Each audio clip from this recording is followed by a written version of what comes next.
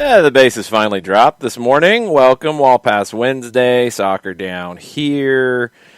One of those days. I like when websites say that a place opens at a certain time and you go in and people are like, why are you here? We're not open for an hour. Oh. What are you talking about? Website. Yo, website. No, we don't open for an hour. Oh. That doesn't mean anything? No, guess not. And then it just took forever too. So, hey, it's one of those things. It's a Wednesday. What are we supposed to expect on Wednesdays, I guess? No, I did not have a John moment, Sean Vergara. The chain that has the pharmacy had a John moment in putting their website together to say what time their pharmacy actually opened. And then they took their sweet time when I was the only person in the store waiting on things. But, hey. Wow. Hey, it's all good. Yes, the Angry Panda is definitely a commitment. I have looked for new gifts, Alex Basine. I've looked for new commercials from the Panda Cheese. They changed the panda, towards the end of the commercials that I've seen, and it's not as cool of a panda. But I've got a few gifts up my sleeve that I found that are a little interesting. But yeah, I need more panda gifts, but I need the Panda Cheese to do better, I guess. Madness. Anyway, yes, stupid gringo can wait. Absolutely dumber. That was me. Anyway, we got a lot to talk about today. Mike Conti will be joining us in about 17 minutes. John will be doing his read at the midpoint of the show, so it won't be at 10 o'clock. You guys are going to have to keep your scorecards warmed up for that. Before Mike joins us, we got to talk about yesterday's shenanigans. Watching the games after my picks, it was me putting on the clown face when the games were over because Liverpool stood up. Well, kind of. Leipzig gave them some opportunities to stand up. Liverpool wasn't bad, don't get me wrong. Leipzig made some bad mistakes, in my opinion. And Barcelona was back to bad Barcelona. Everybody's got their narratives, and I'm hearing them this morning, they're not even a top team anymore. I mean, they're one of the top teams in La Liga. Come on, let's not overreact to these things. But PSG was outstanding. And I think all the talk about Barcelona on this is not fair to PSG. It's not fair to Pochettino. It's not fair to Kylian Mbappe, who had one of the best performances you'll see in the Champions League. It's not fair to the talent on that team. A couple players who haven't been talked about enough. Leandro Paredes, outstanding. Marco Verratti, outstanding in this match. But everybody's zeroing in Barcelona, they're not any good anymore, blah, blah, blah. They're not as good as PSG was yesterday. And that should be the story. What Mauricio Pochettino has done, what PSG did, they look like a different team. And they didn't have Neymar. They were not at full strength. They get the credit here. Barcelona, yes, there are fingers to be pointed. And Gerard Piqué was pointing them at his teammates. And there were a lot of things said, and we'll get into that. But PSG was great. And that should be the headline, not the Barcelona part. I mean, you get a penalty. Barcelona goes up 1-0. Absolute legit penalty, too, for anybody who is still peddling smoke. It's 100% a penalty. Watch the replay. Clips his foot, knocks his foot into the back of his own foot. He's clipped. It's not that he tripped himself. He got tripped by himself because he got tripped. Yes. It's a penalty. That lead lasted all of 5 minutes. And from there, it was just, you look at PSG and you just sit there and you go, yep, strong all the way through. And, Griezmann after the match said that, and I'm paraphrasing, that if Mbappe keeps this up, he'll be on the level of Messi and Ronaldo. And I would maintain that he's pretty much there in the sense of his curve and where he's heading. I mean, his output. Hold on. You're saying two different things. Is he there or is he not there? He's getting there. I'm agreeing with Griezmann. He's getting there, but if you take the output that he is giving you these days and just continue that, then he'll be there sooner than later. He's been doing this for a while now. This isn't a surprise that Kylian Mbappe is one of the best players in the world. The question, I mean, that's not even an issue at this point. If anybody questions that, I don't know what you're watching. The question now is he the best player in the world? It's not a getting there anymore. Is he the guy? I think he's still a little too inconsistent. I think some of that is down to the French league, but he is just a little too inconsistent. When he is at his best, he is the best player in the world. He's not at his best enough yet. He's not the best player in the world for me right now, but he is one of the best, no question. And I think I think he will be the best.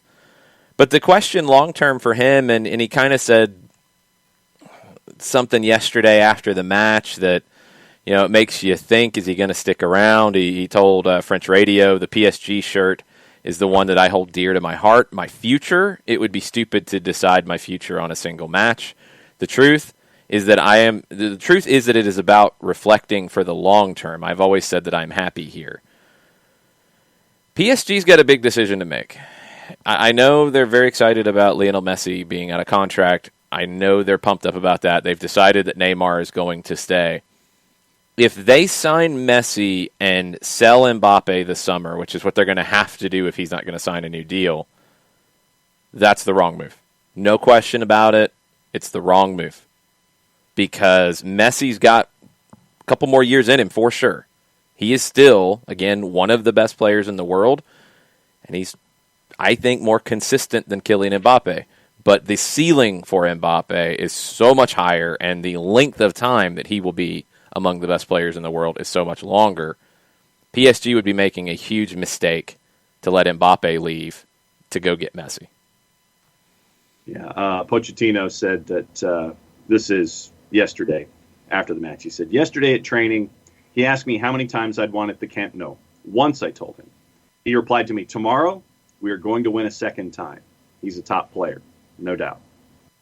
Back that up. Yeah, no doubt. He backed that up with what we saw in that match. And it's just, it was gorgeous at times. I mean, that's really the only word that I can use in looking at what we saw yesterday out of Mbappe. Barcelona's 4-1 defeat to PSG, second home defeat by 3 or more goals this season. Actually, their second straight in the Champions League. They lost 3-0 to Juventus. That's a problem. Mbappe, third player to score a Champions League hat trick against Barcelona. Andrei Shevchenko was one that they mentioned. He was the last one in 1997 for Dinamo Kiev. Before that, it was Faustino Asprilla for Newcastle. Alex Bassine. Newcastle was in this list. There you go. Those were both in 1997. And PSG was the first French team to beat Barcelona at Camp Nou in the Champions League. 10 games without a win. 8 losses, 2 draws. Now, Messi did do something that equaled a record. He scored in the Champions League for the 17th consecutive year. 2005 through 2021, he has scored a goal in each calendar year. That equals Raul of Real Madrid's record of 17 straight years. That's absurd. Barca is still a top team in Spain. Are they a top team in Europe?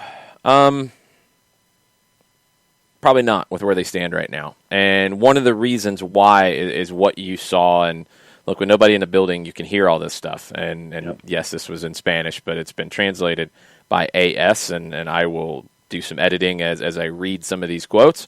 But Gerard Piqué, who came back into the lineup yesterday and tried to hang on to Kylian Mbappe's jersey as Mbappe was sprinting away from him at one point, he wasn't very happy about where things were going, and he was yelling at his teammates. Not one blanking long spell of possession for blank's sake. Blanking hell. Come on. Antoine Griezmann's like, easy. Then Piqué was not easy. Blank's sake. Not one decent spell of possession. Griezmann again. That's enough, Jerry. Easy. Piqué, not easy. Blank's sake, Greasy. Blanking hell. Griezmann was not easy at this point either. Blank off. Piqué. No, blank off yourself. Then Piqué did try to explain a little bit more about defending against this kind of team in this way, and it's actually a very important comment. We're suffering. We've been like this for 5 minutes. Barcelona is not a team that is built to defend for long stretches of time. Teams that play in this way are not. When you can't keep possession, what Piqué is saying is You've got to keep the ball some. Take the pressure off of us. Keep the ball. Play in the other half. Stay over there. Give us a break. When teams can't do that in these moments, it falls apart. Now, PK just incredibly frustrated. This stuff happens all the time, by the way. Let's not act like, oh gosh, Barcelona's crazy dumpster fire. Oh no, this happens like every other game anywhere in the world. So let's chill. We just actually got to hear it this time. But what PK is saying is very important. When you're under that pressure and you're struggling, what do we talk about in American football when you are trying to take the heat off in a game? You want to run the clock, right? You want to give your defense a break. They're actually off the field in this moment. But you want to give them a break. You want to run clock. You want to run the ball. You want to grind things down. You kind of want to do the same thing here because you want to give your team a chance to recover. You want to give your team a chance to refresh and reorganize. You can't do that if you're constantly turning the ball over. And that's what PK is saying, not one decent spell of possession. You're not keeping it. You're not keeping the ball. You're not knocking it around. When you get into some of these moments, and look, you're going to see them with Atlanta United. You're going to see them with teams in MLS this year. Patient possession at times is a very defensive tactic. At times it is a very reorganizing tactic. You've got to give your defense time to rest. You can do that with the ball. The way Gabriel Heinze is going to want to play this season is when they have the ball, you want some patience. At times you want to rest with the ball. You don't have the ball, you want to speed up. You want to go crazy. You want to go get it so you can then get it back and relax. You're stressed when you don't have it. You're relaxed when you have it. That's what PK's getting at here. And those are the moments that you've got to have the intelligence, the soccer IQ on the field. And this is something that, you've got some young players with Barcelona who maybe don't understand these moments of play, these phases of play. You've got to keep the ball in those moments. And when your defender is begging with a lot of expletives, begging you to keep the ball, you got to do it. You got to find a way to do it and take some heat off. And Barca couldn't do that. Everybody's zeroing in on PK said the F word. Oh, no. Go hang out on a soccer field in a professional match. I was going to say, the fact that there aren't any fans there, you get to hear everything off of the microphones in the TV experience for the first time. Yeah, you do get to pick some things up when they're full crowds, but this is, you've got an empty building, and so, you're going to hear everything, and so it's amplified. No, the problem is not that he said bad words. The issue is nobody's talking about what he actually had to say. And what he had to say is one of the major problems with Barcelona. They're frail defensively at times. They're very frail. They've got to be able to keep possession. This is a team built on possession, and they're not as good at that as they used to be. They're not. They don't have the Xavi, Iniesta, Busquets trio in midfield who can just keep the ball all day. They don't have that and then find Messi to kill them off. They don't have that stuff. So you're giving the ball away too much. You're putting a defense that was not built to play in that way under so much pressure. They're cracking. These are things that Ronald Koeman is going to have to figure out if he's going to be the guy. And if he's not the guy, whoever comes in is going to have to figure that out. A lot of talk about Messi, and I understand it. Joan Laporta told Sky Sports we're going to do everything possible to keep him. I get all that. I understand. They've got to improve that midfield. They've got to be able to keep the ball better if they're going to play in this way. If they can't, they're going to have to play in a different way, and they're going to have to build their team differently. And that's not what they want to do because of identity, and I get that. But they're going to have to be better in those positions. Keeping Messi is a huge element for Barcelona symbolically, and I understand it. And he can still turn games on their head. He can still win you games by himself in the final third. You need the people to get to the final third. You need the people to keep the possession. You need that midfield to be as good as it can possibly be. You need guys to be able to keep the ball in these moments, and they can't. Yeah, and, it was just, you looked at that yesterday, and, it absolutely just blew me away looking at what, I know a lot of folks are looking at Barca and saying, "Oh no, it's the end," and they're throwing up their hands and doing the whole Kevin thing from Home Alone up and down the hall. But it's defensively, and I mean, we could go back to 8-2 if you want to look at that in microcosm as another example of it. Defense isn't by itself. The defense is not like by itself in this. You gotta not go American football style here. It's not two separate things. The game's all linked. If you're turning the ball over too easily, your defense is going to struggle. It's just like when you blame a defense when they're on the field for 40 minutes in a football game, right? Is that really the defense's fault? No, because the offense isn't helping them out. So then don't blame the defense on an 8-2. Don't blame the defense on this 4-1. They're not getting anything on the other way. They're not keeping the ball. It's not as simple as just they need better defenders. It's not that. It's not that in this situation. The whole team structure of Barcelona, because the way they play, everything is connected. It's not Big Sam ball. It's not old school English ball where it is skip the midfield, bomb it long, defense can just stand back. They're going to play super deep. It's not any of that. It is all connected. When you can't keep possession in the way Barcelona expects, your defense is going to get exposed more than it should because of the way you play. If they can't do that, they're going to have to change the way they play to a degree. And that's not something Barcelona likes to do. They might not have a choice. They've got to solve the possession issues. They've got to solve the playing in the other half issue more than just going to get a better defender.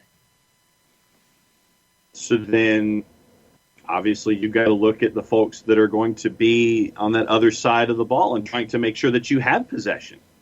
You've got to have personnel that can sit there and do something to where you're giving the defense the blow that they're looking for, so you can actually have things going the other way. Well, yeah, that's what PK was begging for very, very strongly, was can you just keep the ball for a little while, please? It's like dog, Yeah, he wasn't like dog. He was like a few other things. Yes. You got to keep the ball at times. And I want to see what they do. The question, and we'll probably come back to this after we talk to Mike here in just a minute. Coco says, should Barcelona look to sell players like Griezmann and PK if they do lose Messi and go as young as they can? They're going to have to go young by financial constraints. I don't think they have much of a choice in that.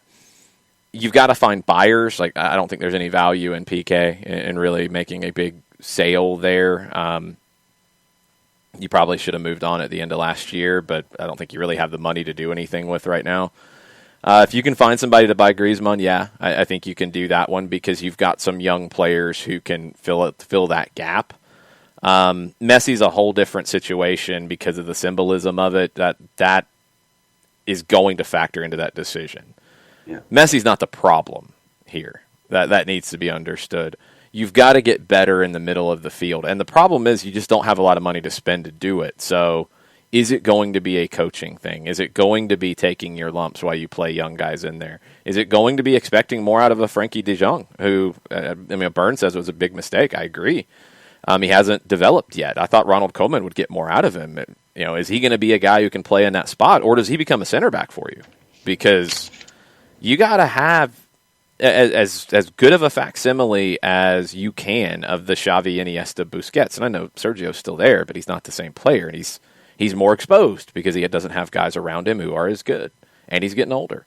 You can't really sell Griezmann and Coutinho and Dembele. That's the problem, is you're kind of stuck with them. So you've got to find a way to either be better at playing the Barcelona way or find a different way to play, and maybe you have to do that temporarily. Maybe that's what it's going to take. Maybe you got to be a little more pragmatic. We will see.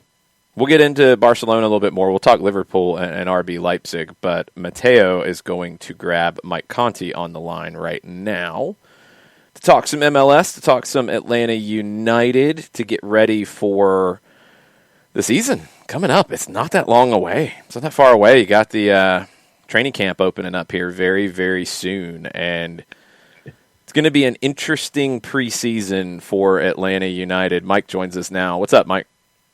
Man, I'm great. I saw a Toons the driving cat gif on Twitter this morning. Restart. That brought back a lot of great memories. I figured I was in a theme because whenever something's going wrong, it's the angry panda from the Panda Cheese commercials. And then I'm like, okay, I've got what I need. I'm finally on my way back so we can start the show. Toonces the driving cat was the first thing that came to mind. That was such a really underrated sketch in a kind of underrated time for Saturday Night Live. That's my favorite time. Oh, yeah, those early 90 years, when you had Jackson. Yeah, she wouldn't necessarily be on the top of my list. That wouldn't have been the first one I would have come up with. In the Toonces sketches, she was always in the car. Yes, that is true, but again, I would not necessarily associate that era of Saturday Night Live with her. I would say more, Phil Hartman, Chris Farley, Mike Myers, Dana Carvey, Adam Sandler, obviously. Sandler and Chris Rock. Rock, obviously, David Spade, Kevin Nealon, who was really good. And yes, Victoria Jackson.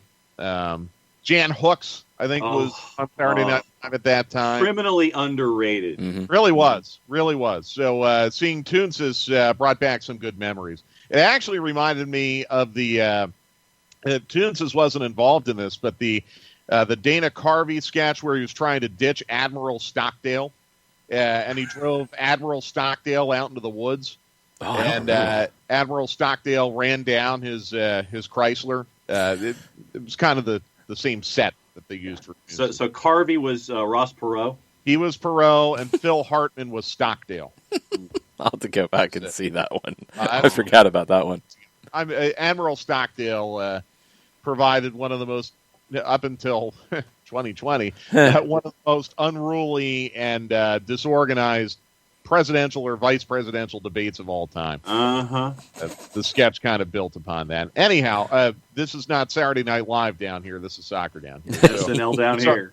Sorry to take you off track again. It's a while past Wednesday, dude. That's what we're here for. Yeah, it's kind of what happens around here. We got preseason starting up here very, very soon, and we've had some moves. Nothing really unexpected since last time we talked. All moves that were expected to be announced. I think there's still a couple more that we're expecting with Franco Ibarra and Novo, the potential third goalkeeper for the Twos. But I'm excited to see how this group comes together. I'm just excited to see what they do with preseason because of COVID and everything going on. What's it going to look like? Yeah, me too. And I guess the door is kind of open if some of the players want to report and do some work on their own. In theory, I guess they could really do that now within the next couple days. I know coaches can't be present for that. I'm having flashbacks to high school with these silly rules. Like I'm having flashbacks to, it's conditioning in air quotes, and the captains are like running practices, and the coaches like either can't they can't be on the field. But maybe if your practice field can be seen from a hill in a parking lot across the street, they're sitting over there. You're only allowed X number of hours in a month to have any kind of practice in quotation. Right. There was a start date when I was doing it, and you couldn't start early unless the players were just doing it themselves. But then the coach would just happen to drive by afterwards and say hello. Not hang out. No, John, don't get my former coach in trouble. He didn't do anything to hang out. He drove by and said hello and said that something needed to change tomorrow when the captain was running it. That's all. There you go. He said it as he was moving. As you guys know, all of this stuff is collectively bargained, and that's probably why you have some of the ambiguity in this language right now. Yeah. But I'm excited too. And I'm going to be really excited to find out what the plan is for this training camp over the next week or so. I know they're going to try to schedule some friendlies. How are they going to be able to do that within the confines of health and safety protocols? Are they going to be able to take camp to an off-site location, as they've done the last couple years? Remember, they went out to California in the 2019 season. Last year, for a short time, they went down to Guadalajara. Not very long, but short, just to get them accustomed to the altitude that they would have to deal with in Motagua. I don't foresee that they're going to be able to do things like that this year. So how are you going to be able to book some friendlies? Because honestly, you can only do so much intra-squad scrimmaging before you lose the ability to work on the things you really need to simulate in a game situation against an opponent that might not be familiar with you. So I'm excited to see how they pull it off. And Jason, I'm with you. I'm really excited to see this group. And I hope from a chemistry standpoint, it comes together quickly. But this first choice lineup looks good right now. And I'm with you. I don't think they're done yet. I mean, Ibarra has been widely reported. I think there might even be another surprise that we haven't necessarily expected yet that might be in the pipe. But just what we have right now on paper, I think it looks pretty good. But these next 6 to 8 weeks are going to be really important to develop that chemistry. Because Marcelino Moreno has not played with Joseph Martinez yet. Eric Lopez has not played with Joseph Martinez yet. Jurgen Damm has not played with Joseph Martinez yet. Brooks Lennon played a very limited amount with Joseph Martinez last year. Then you go to the back.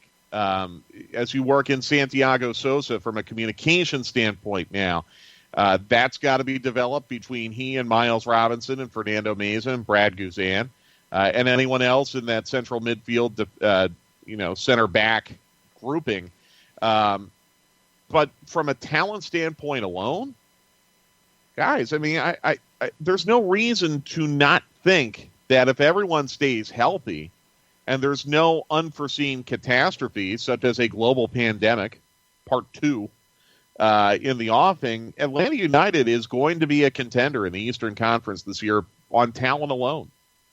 Well, and then, Mike, you also have the younger players who have come through the academy, spent their time with the twos. Now they get to learn a system under Gabriel Heinze. I know a lot of folks are gravitating toward Jackson Conway and George Campbell, but it's an opportunity for those guys, too, to continue their next stages with a lot of promise that we've put on them and we've seen over the last handful of years now with a new coach in.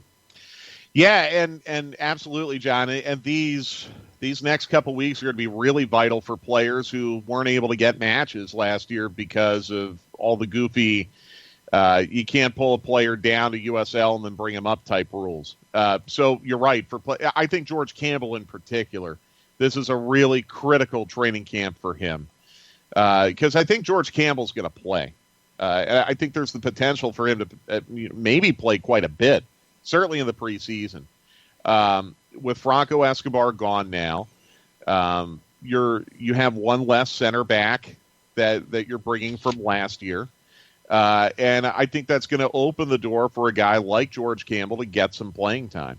Lawrence Wyke is also gone now. So I mean, there's another, I think, kind of opening for George Campbell. So this is going to be a very critical training camp for him. I think for Jackson Conway, the opportunities now for him to learn from Alessandro Lopez, to learn from a Joseph Martinez, to learn from a Cubo Torres, it's like going from high school straight to grad school in a way, isn't it? And he's got some really, really good professors to learn from. So it's going to be critical for him. I think Efrain Morales has a chance to go in there and really prove himself and maybe earn an opportunity to play in the same way that maybe George did in the preseason last year. So you're right, John. There's a lot of intriguing storylines there, too.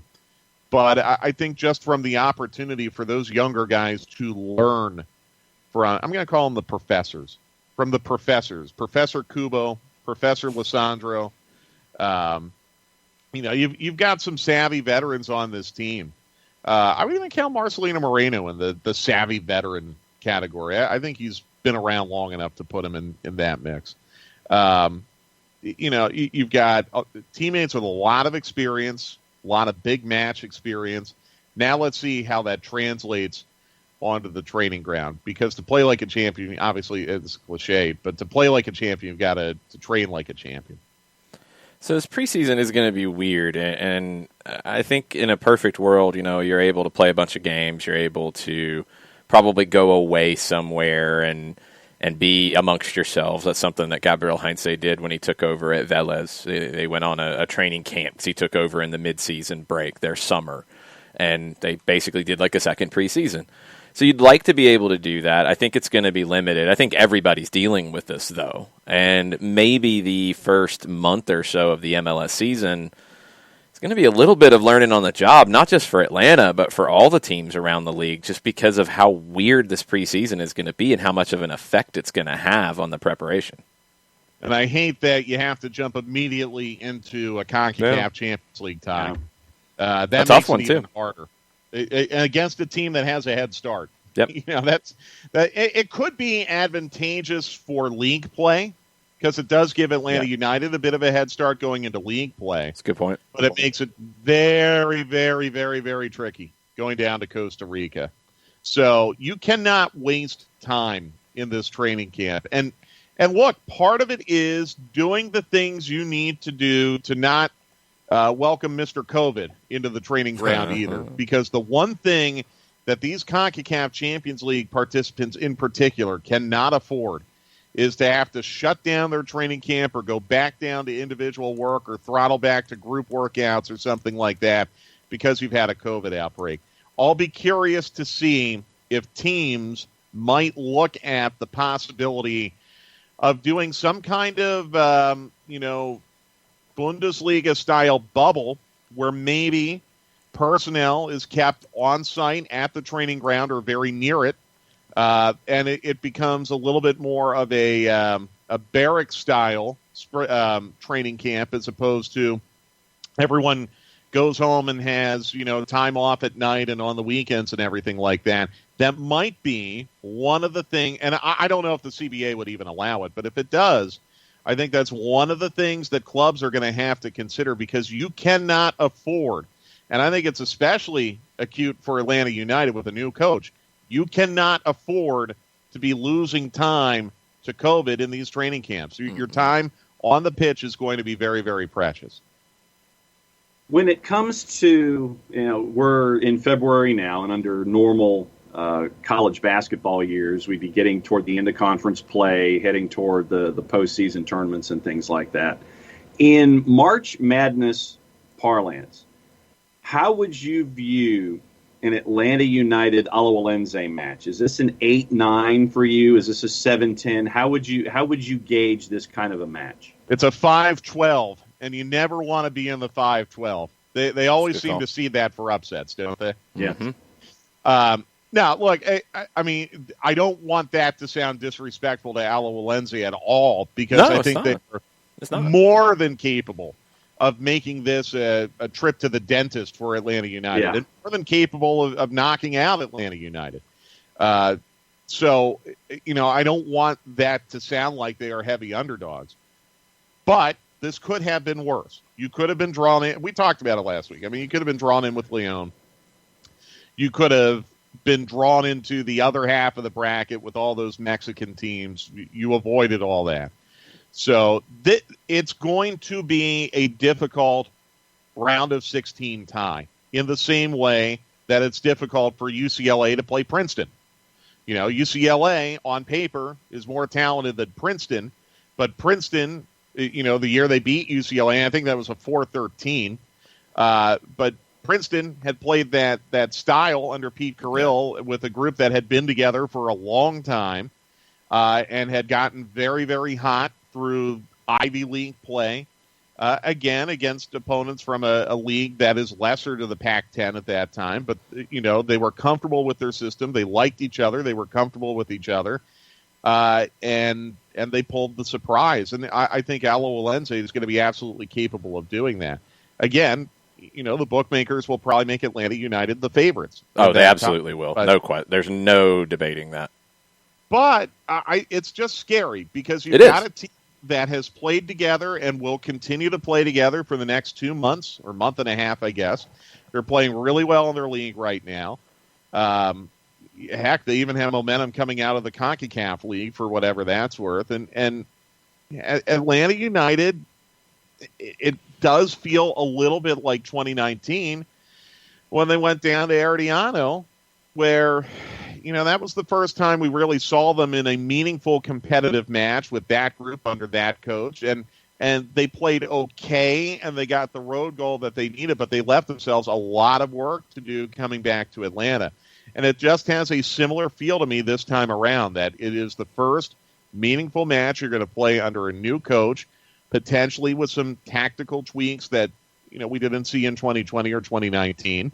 Certainly with personnel playing together that have not played in a competitive match before against a team that's been together for a while. And I think that alone, I mean, it doesn't matter if it would be, Barcelona against Alajuelense. That's going to be an advantage for Alajuelense because they're going to have that head start.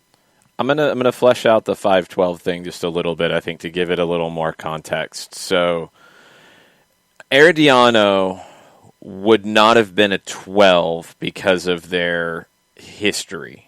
Herediano, if they had gotten into the NCAA tournament of this, they would have been more like the 13-14 because they're a smaller team. They're smaller.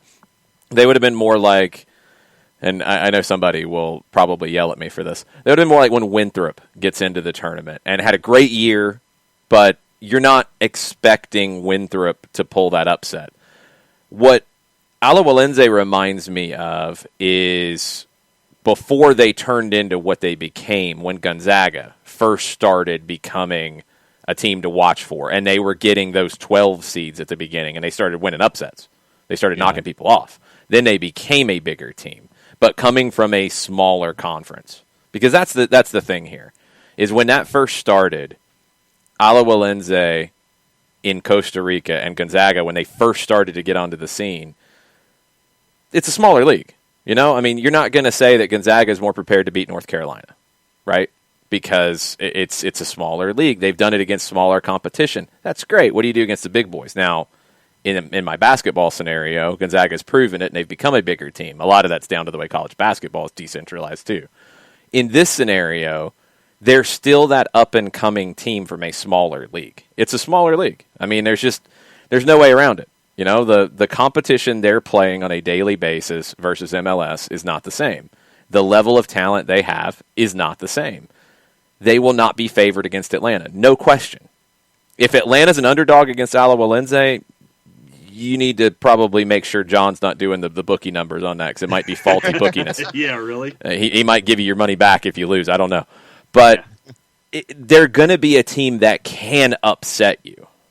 And that's the understanding here is they are not in any way favored to do it, but they are a team that can bite you if you're not ready.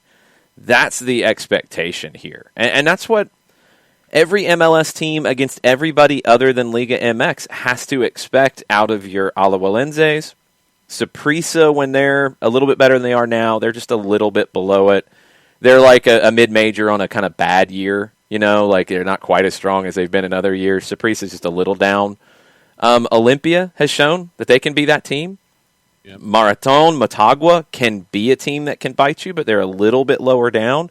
And then there's a bigger drop-off to the Pantojas and Real Estelis and teams of that ilk. It's even more of a wild card. They're the 16 seed that was under 500 and won their conference and snuck in. That's what those guys are. Yeah.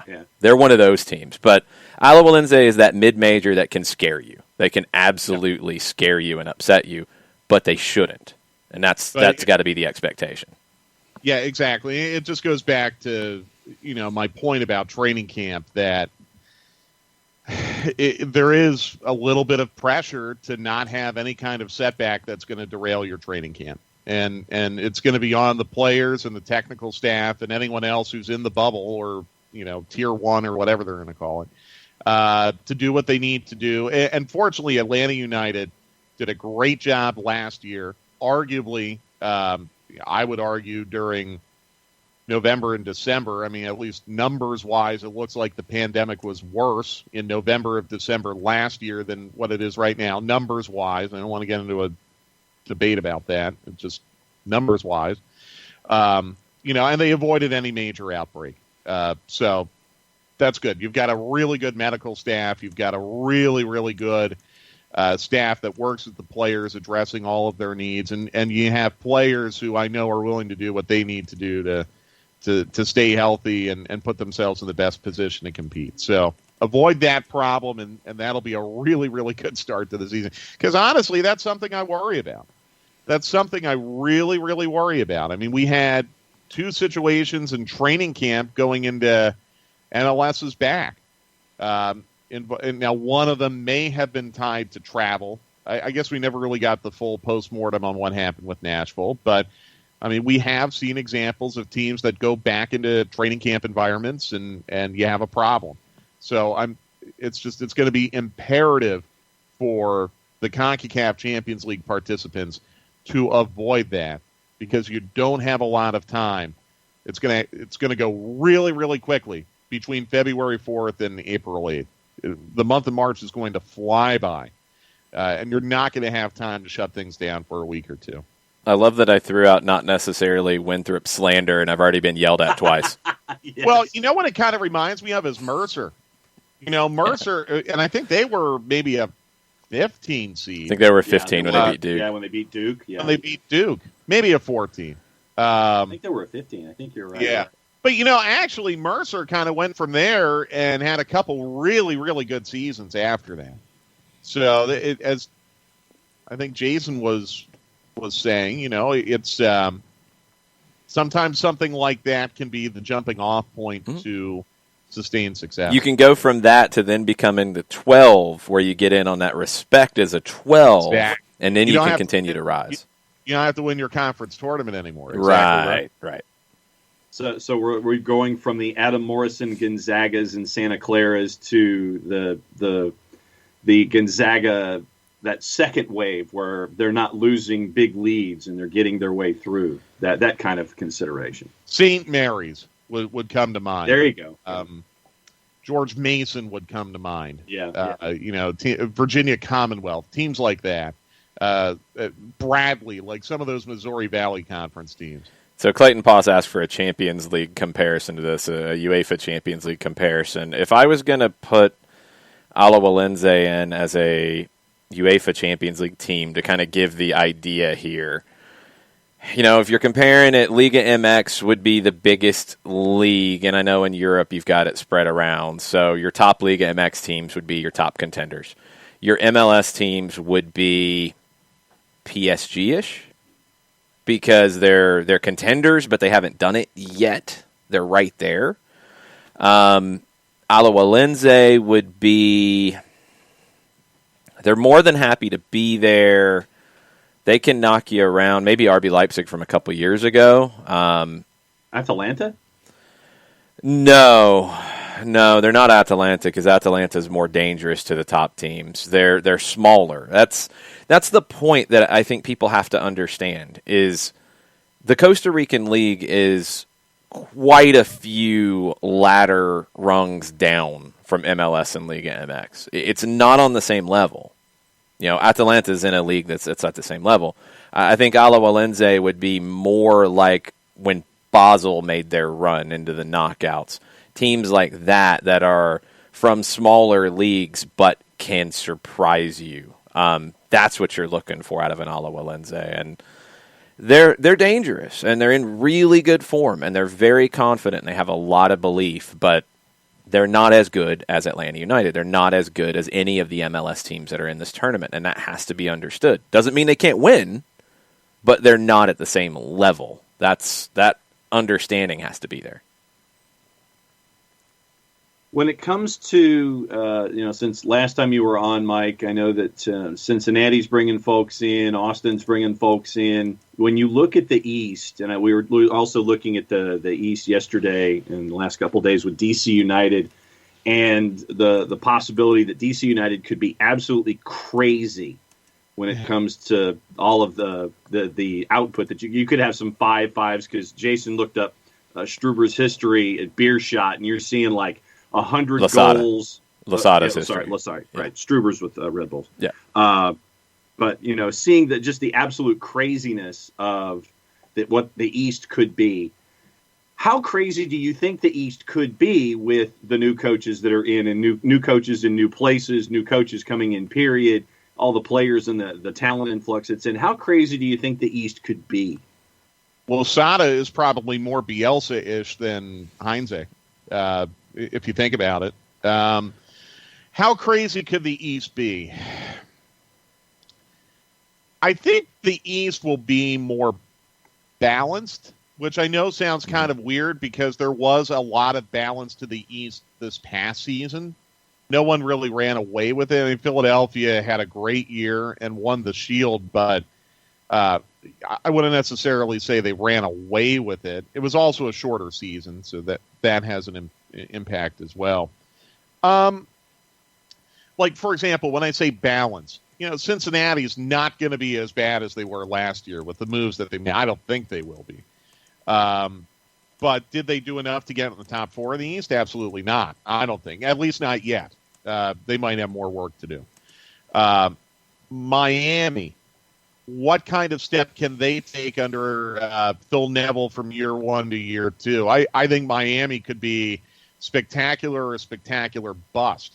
But if they go to spectacular, then they're going to make a move up in the, potentially as high as the top 4, but that's a best case scenario for them. You had a lot of solid teams in the East last year. Like Orlando was solid. Nashville was solid. Red Bulls, I'll say, were solid. Maybe underachieved a little, but were solid. And they had a little bit of managerial chaos until the very end of the season. I mean, obviously, Columbus was extremely solid and won the whole thing. Philadelphia was solid. I don't see like a team in the East that's going to run away with anything, but I also don't really see a team in the East that's going to be under 20 points. So I think you're going to have a lot of balance in this conference, and I think it's wide open. And again, if Atlanta United stays healthy and has no unforeseen catastrophe, I see no reason why Atlanta United can't be a top 4 team. I think there's mystery with Toronto because they're getting older, and I don't know if Armas is going to change things dramatically tactically, but they are a year older now, so I think there's some mystery there. I think there's obviously mystery in Philadelphia as some of their young talent now goes off to Europe. How are they going to reload and regroup? I still really, really, really like Nashville because that's a team that I think can lean on its spine and not necessarily lull opponents to sleep, but just be very, very solid and suffocate opponents. Maybe teams like that could be best equipped to win in the East this year because they're going to be less different than others. So from a continuity standpoint, it might be advantageous to them. I don't know. So, I mean, I don't look at anyone in the East maybe outside of Chicago and think they don't have a chance, which is going to make the Eastern Conference very exciting this year. And even Chicago. I was about to say, I'm not writing Chicago off. Yeah. Chicago's just, I don't know. I feel like we forget about Chicago a lot. It's going to be a fun season. You're starting to get some teams that have different identities, and you're starting to get some managers with clear philosophies. And it's not just, let's put the best lineup we can on the field and let them figure it out. Like, DC's going to have an identity, and it might be chaotic, but they're going to have an identity. Atlanta's going to have an identity. Red Bulls have an identity, and it's different. Nashville has an identity, and it's different than the others. So you've got games that can get really interesting because it's not just two kind of vanilla setups and two kind of vanilla philosophies, and it's just down to the individuals. You've got teams that are going to try to exploit things in the other. It's going to be a lot of fun, and I'm with you on the East. Like, it is wide open. Like, I would not pick who I think's going to win it right now, and I would not pick who I think's going to be last right now because I don't know on either side. Yeah, I think, wow. Like, if I had to go to Las Vegas and place a bet on who would be last, I would feel more confident saying, okay, it's going to be Montreal or Chicago or DC.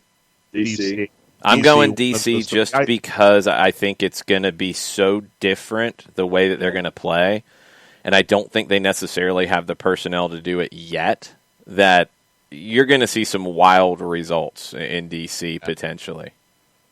Yeah, I worry about Montreal in the same way I worry about Toronto having to play away from home for an entire year. That's a good point. That's going to be a major, major disadvantage. But yeah, I mean, wow.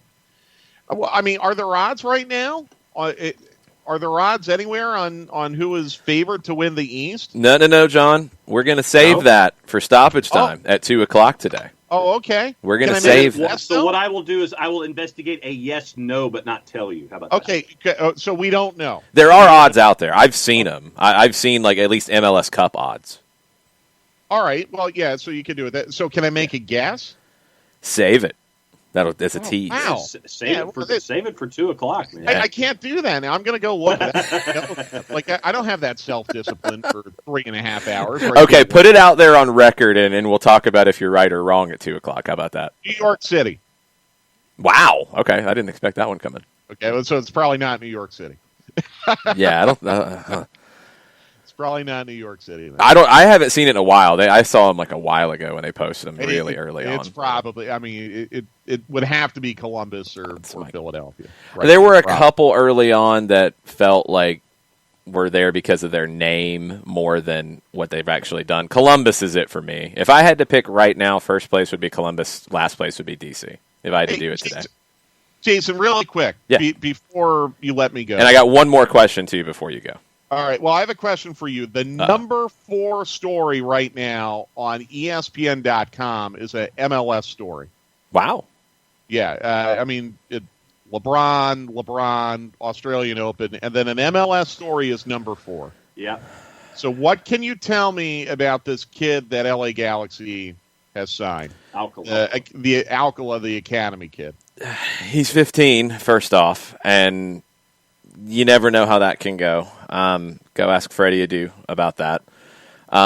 He has been incredibly hyped. Viral videos, the like, Manchester City, Barcelona have all like seen it, liked it. He went over to train there. Parents are Mexican. He was born in Stockton, California. He's played for Mexico's youth national teams. Because he's a U.S. citizen, he could sign a deal here. Like, he can't go sign with Manchester City. Mm-hmm. And that's been the speculation, is that this was all in conjunction, because he can't sign for City right now. You have to be 18. He can sign for the Galaxy, so he does. He signs a homegrown deal. He'll get money when they sell him, because if he develops as he should, and at 18, even if he doesn't debut for the Galaxy, I mean, let's say it just takes him a little bit longer. Let's say he plays for the Galaxy's 2s and maybe gets a handful of appearances at 17. He could still get bought at 18 by Manchester City for a large amount of money. You see that in South America all the time. So he's the next big hype. I don't know if it pays off or not, but he's talented at 15 for sure. The article made it sound like he was going to play in USL.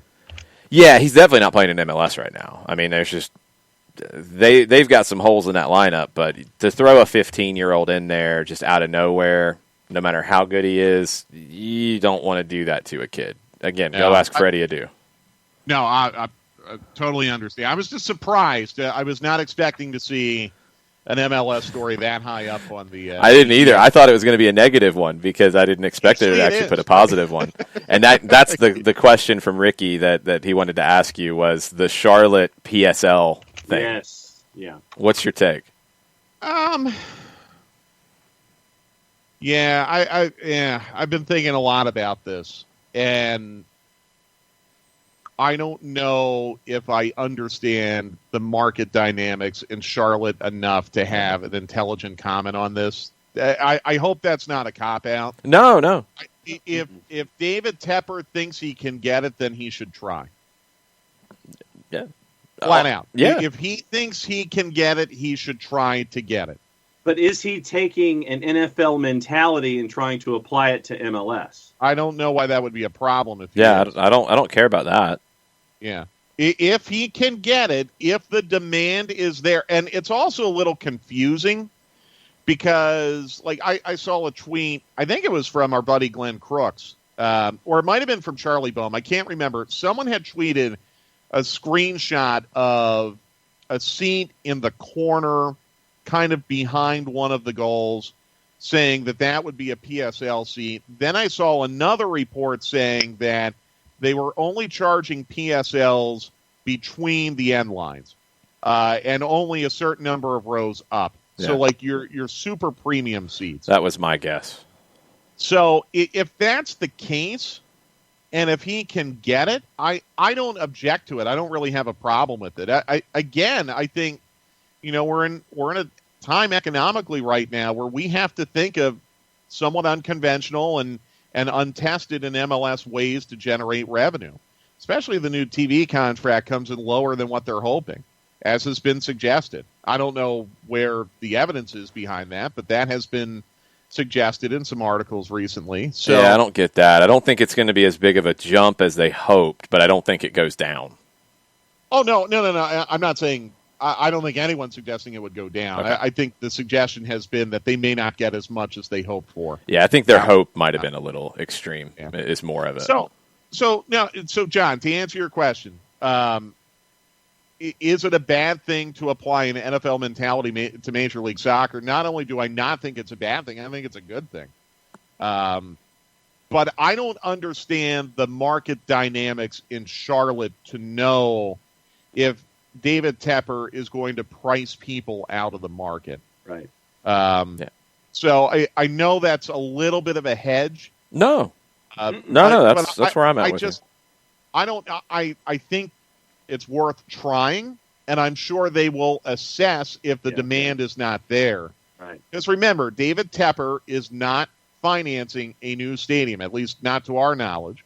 Okay? They're going to play at Bank of America Stadium, so to our knowledge, he is not using PSLs to finance a new stadium, which means there's probably, I guess, a little less pressure on their sales team to sell these PSLs. But as is the case with anything, it's going to depend on how they price them, and it's going to depend on the experience that you get, and if fans believe that the cost is worth it. If they get that kind of demand, then I think you're going to see this model tested elsewhere. Yeah. Okay, so here's what Sportico says. Fans who wish to sit in the team's Silver Club, lower level along the sidelines from goal line to goal line, will pay a one-time $550 per seat fee on top of the season ticket price. One senior executive at a rival MLS club called the decision, quote, tone deaf on the product and tone deaf on the moment. Honestly, it's shocking, end quote. See, I have a problem with that mentality. I don't agree with that at all. I don't like that mentality at all. To say, go back, what was the quote on the product? It's tone deaf on the product? Tone deaf on the product and tone deaf on the moment. Honestly, it's the moment's fine. I can roll with that because of the pandemic and the effects of it. I got that. But to say it's tone deaf on the product is saying your product's not worth selling for a premium amount. And if that's how some MLS people in front offices think, they need to leave and go to it somewhere else because it should be a premium product, especially if you're talking about the first few rows of the seats.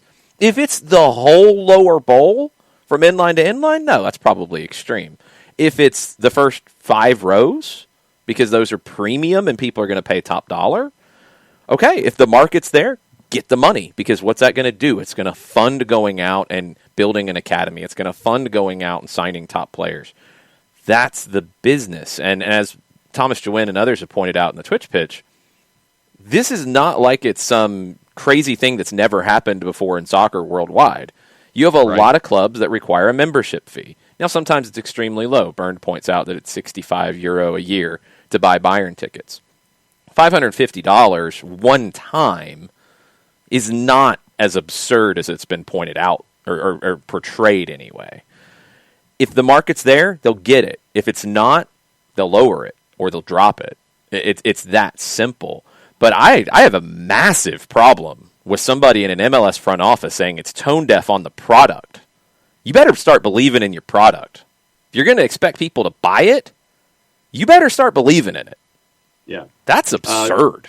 In 2018 and 19, what was the toughest sports ticket to acquire in the 7th largest television market in this country? Yeah, it's MLS. An MLS ticket. Okay, in a market that's 3 times the size of Charlotte, I will add.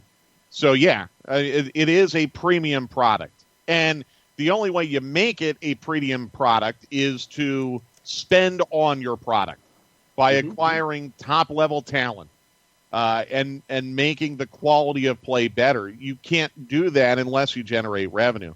And to take it a step further, there are literally dozens of places around the country where far more What are they charging? 500?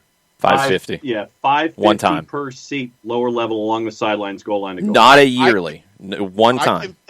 I can think of dozens of places in this country where far more than $550 is charged for access to purchase tickets to amateur sports.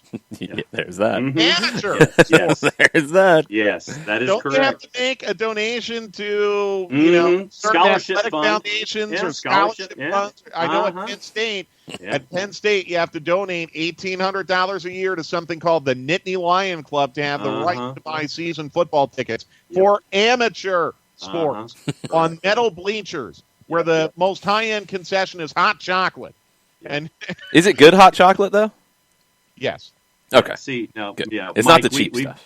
Yes, it is good. All right. Yeah, we've got to continue the discussion about that particular game that you and I were talking about. I'm excited. It's sounding more and more like we're going to have fans for that, John. So I'm starting to get really excited. I was talking to Leanne about it. We have a Airbnb identified that we might want to take a look at off the air. And John, thank you for sending me the odds, by the way. And needless to say, there are some shocking things in those odds that we'll talk about on Stop. Yes. Yeah, we'll have fun with that. 2:00, Facebook.com/929 the game.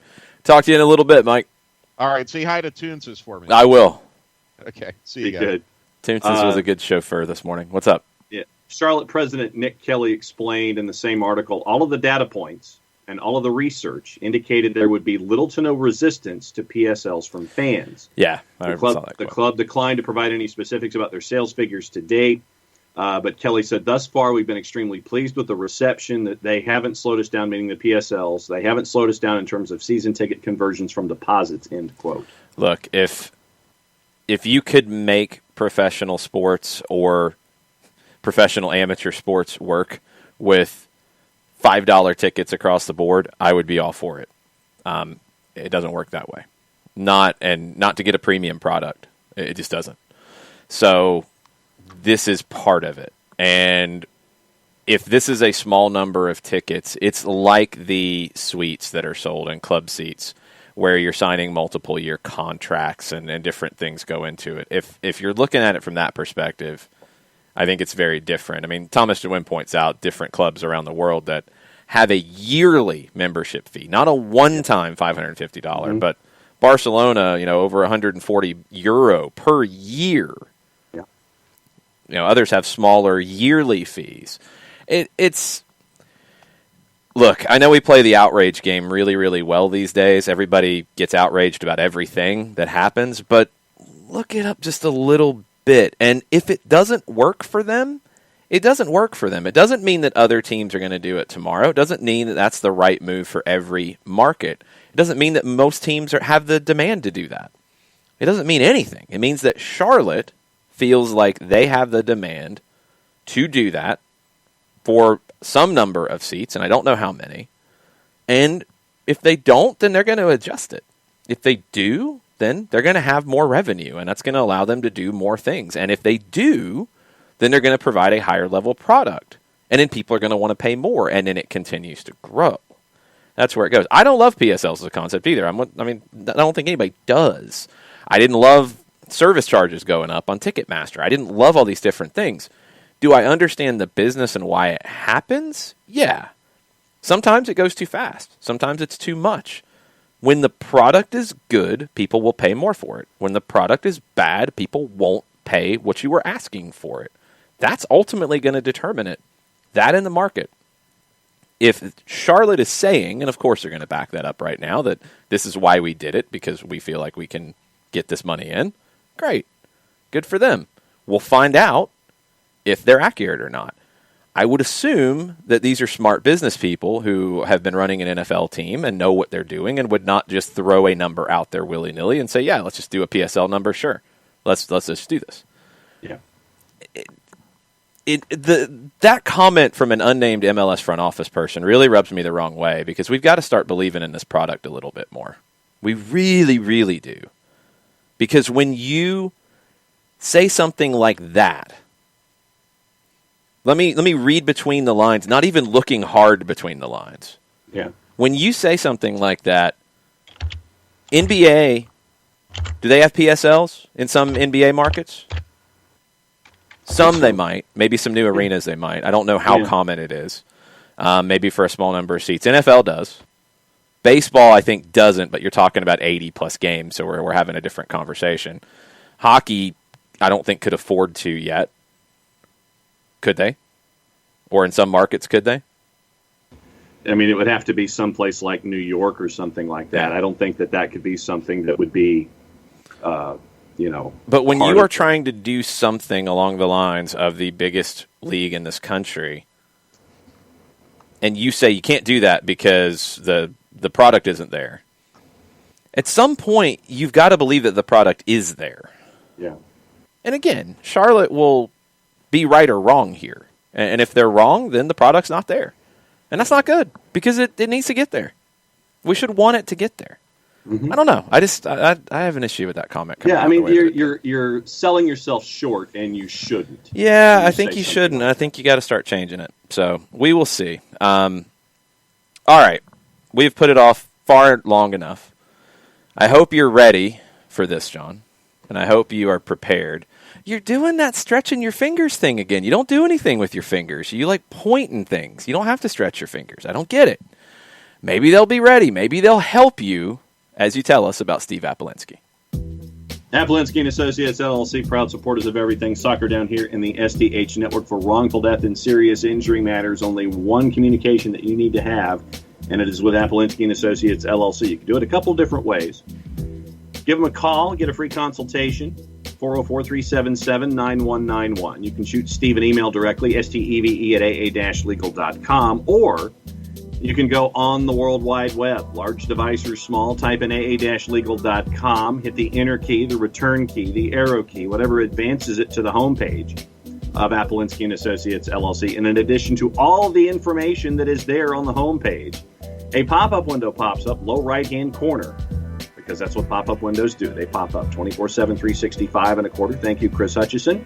You can get your questions answered that way if you should so choose. Recognized as Legal Elite by Georgia Trend Magazine for being one of the top 100 firms in this here state of Georgia. Over 30 years of experience, over $40 million in judgments for their clients in Georgia and Alabama. For wrongful death and serious injury matters, there's only one place you need to go. It's Apolinsky & Associates, LLC, and the website is aa-legal.com.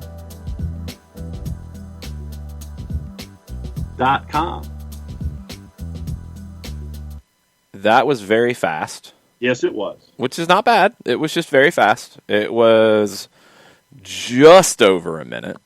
Okay. One of the fastest that I have seen. Thomas Jewin with your trivia today. Funny enough, Charlotte Hornets in the NBA were the first major team in the U.S. with something like seat licenses. I'm assuming that was for the first version of the Hornets when they opened the new arena. I went to the first sporting event at that arena. It was when the Olympic basketball team was preparing. God, it would have been for Barcelona in '88 when I was a kid, and they were playing like I think a collection of NBA players. It wasn't like an all-star team or anything. And that afternoon before the game, the brand new scoreboard was being hung, and it fell and busted the floor, and they had to go get the floor from the old Charlotte Coliseum and bring it in, and everything got delayed, and it was not a good start.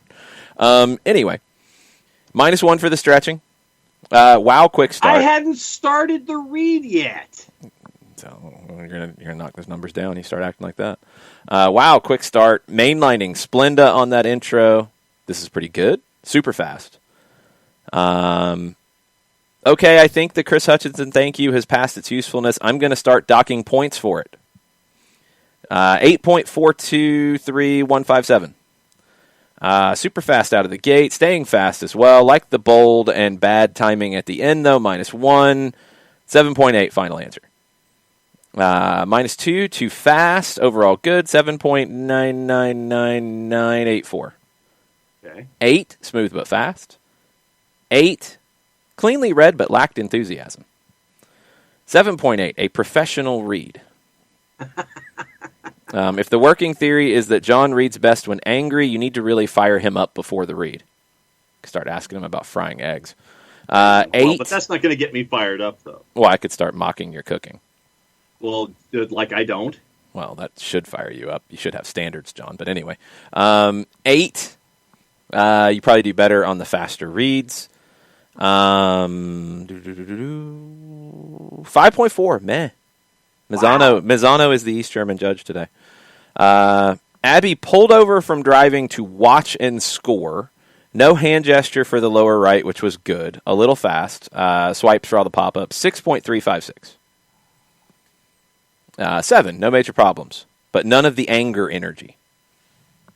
Am I supposed to be angry with this read for... It's been understood that when you are angry, you read better. It's not saying you need to be angry in the read. It's you being angry or fired up, you have a better performance. Okay. That's the theory. That's the theory from the people. I don't know. Yeah. You have nothing else to say about that. Doing more research on PSLs.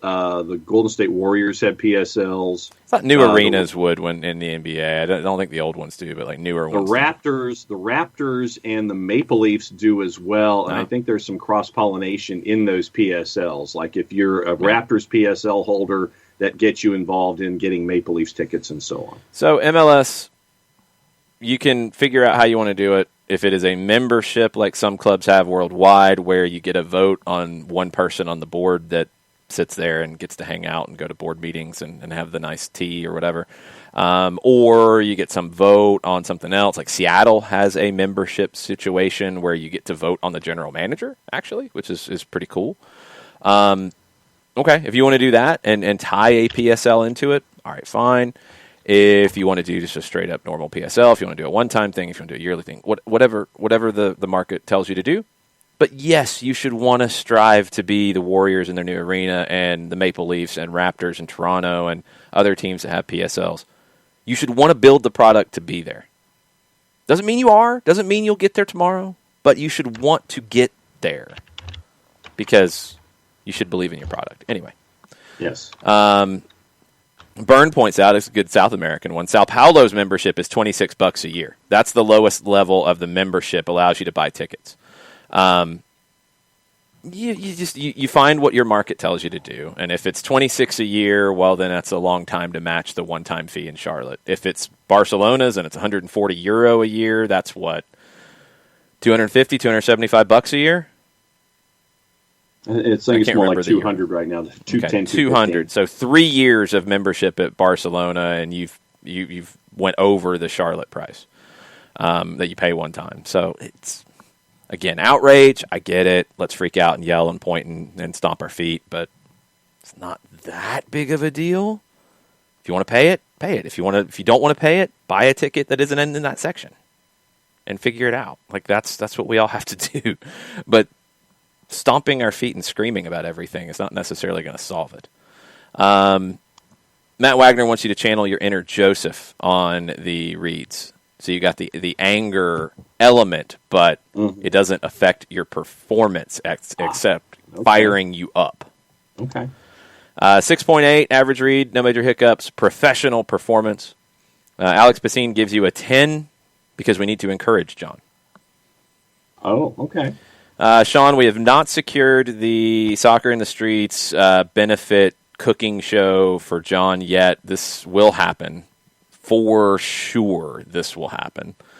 I got to figure out the mechanics of it because I need Nick losing his mind. I need Nick being somewhere on a video screen in the shot, losing his mind at the buffoonery of John trying to fry an egg. Or whatever else we're going to make him do. Buffoonery, yeah. It will be buffoonery for sure. Buffoonery benefiting Soccer in the Streets. That's what we're all here for. Okay. We didn't get into the other game from yesterday, and I want to touch on that real quick before we take questions and hop into some other things. Liverpool was great in taking advantage of the mistakes from RB Leipzig, and there were 2 horrible mistakes. It was big, and Liverpool needed it in a huge way. And, is this going to change everything for them? It does in Champions League, because that's the trophy they can win now. And they need to throw everything into it. It's huge. It's huge to get this opportunity. I don't think it's done yet necessarily. I think Leipzig was better than a 2-0 loss. I think they can go and get a result and change this thing around in the second leg. I do. Bernd was talking about it in our watch-along channel on the Discord, and it's a good question. You know, Julian Nagelsmann likes to mix and match and try things and move his lineup around and play Tyler Adams as a wingback and then play Tyler Adams as a holding midfielder and then drop Tyler Adams. And then in this game, he didn't play with a true number 9. You had Yusuf Poulsen come off the bench. Sometimes maybe he tries to do a little too much. Yeah. It feels like it's never stable. Maybe that's just the nature of RB Leipzig when you are, you know, having announcements that your best player, your center back, Upamecano, who some people tried to rip for his performance yesterday. I think that is incorrect. Thought he was fine. But did it affect them that you have the announcement come out that he's going to go to Bayern a few days before the game? I mean, it's not ideal. You sold your best player last year because the reserve clause was met in Timo Werner. You'd sell Upamecano because that clause is met by Bayern here. Is it just who RB Leipzig's going to be? They're just a kind of unstable kind of club. It's going to be a mix and match of all kinds of things. They're going to have some good. They're going to have some bad. I mean, I don't think Nagelsmann's going to be there for 5 more years. So he's got to make the next step. And I think he's going to need a little more consistency to do it. Because this is where that consistency, as much as you can find for Liverpool, helps in a moment like this. Because you don't have the confusion over, well, Tyler Adams is there, he was here, now he's out on the bench. What? We don't have a real number 9, so can we play direct when we're under pressure? Can we get out the way we want to? No, we can't, so we got to do it this way. It feels like they're having to think through the game so much. Just make it simple for the guys in these moments. Make it simple. They were hurt by not being at home. They were definitely hurt by not having fans. Those things affect it. But Liverpool gets the big win, and they needed it in the worst way. A couple of numbers from it.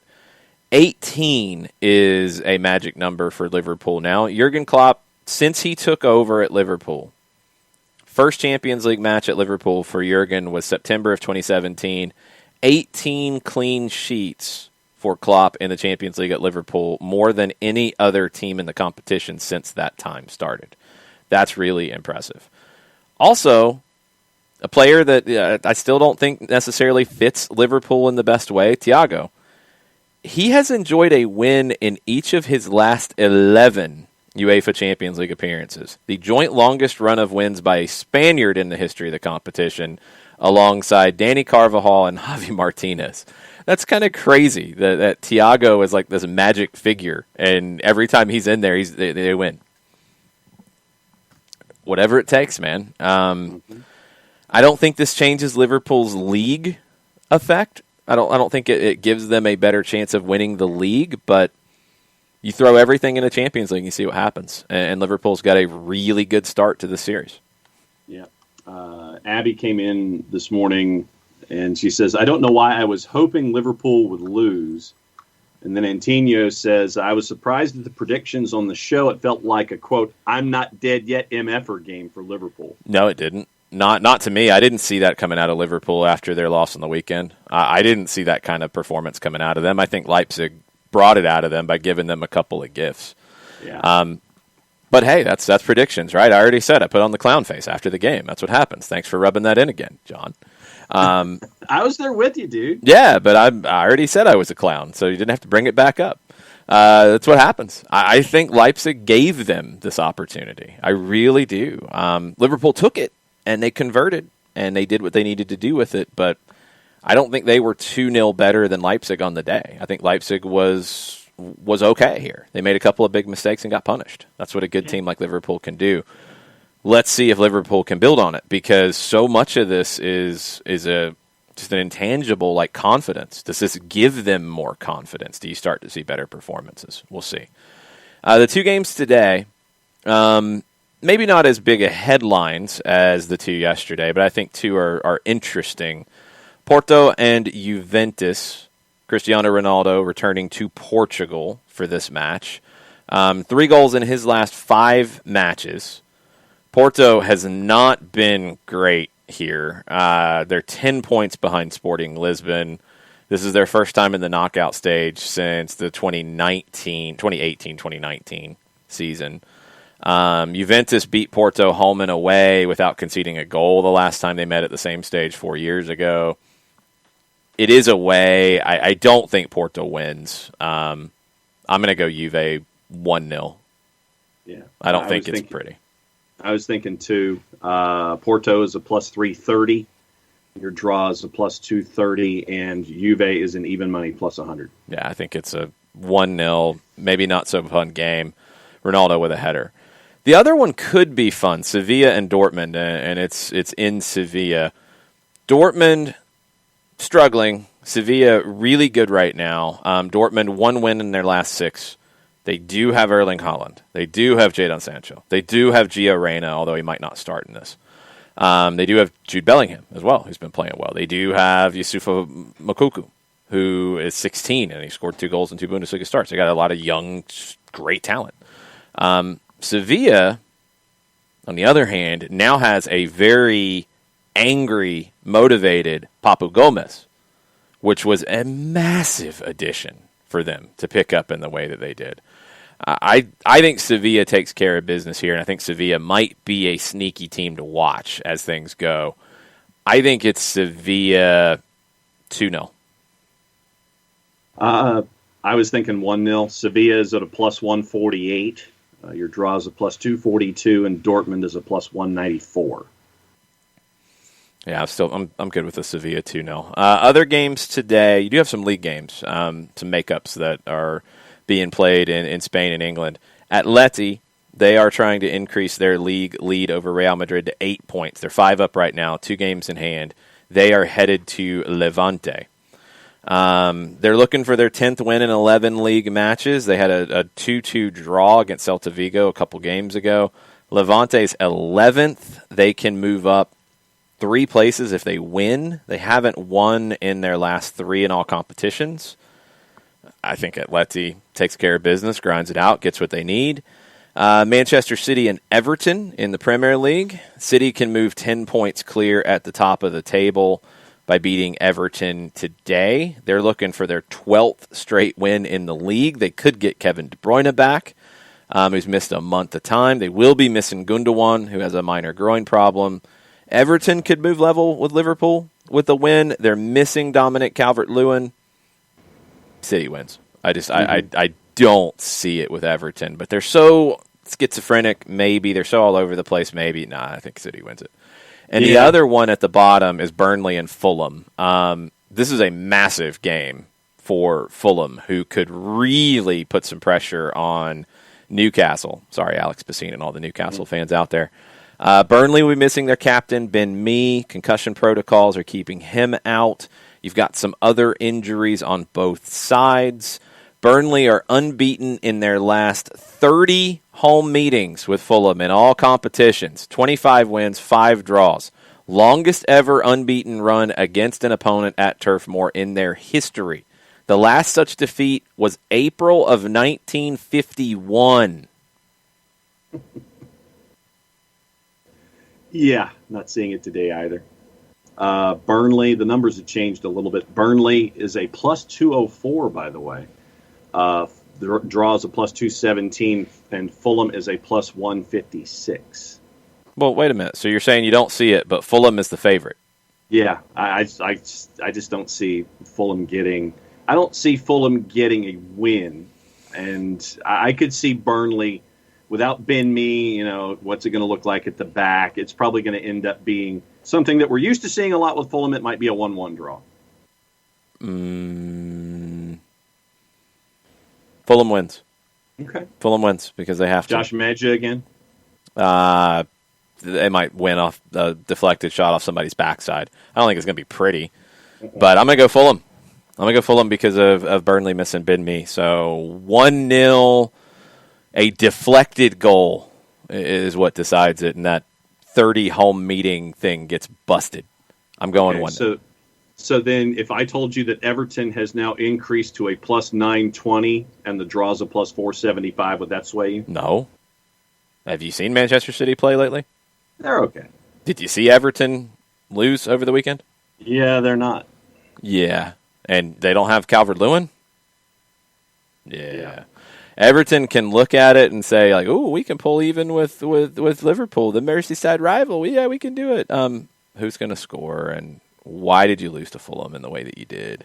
Mm-hmm. Everton, I am sour on you until you prove otherwise.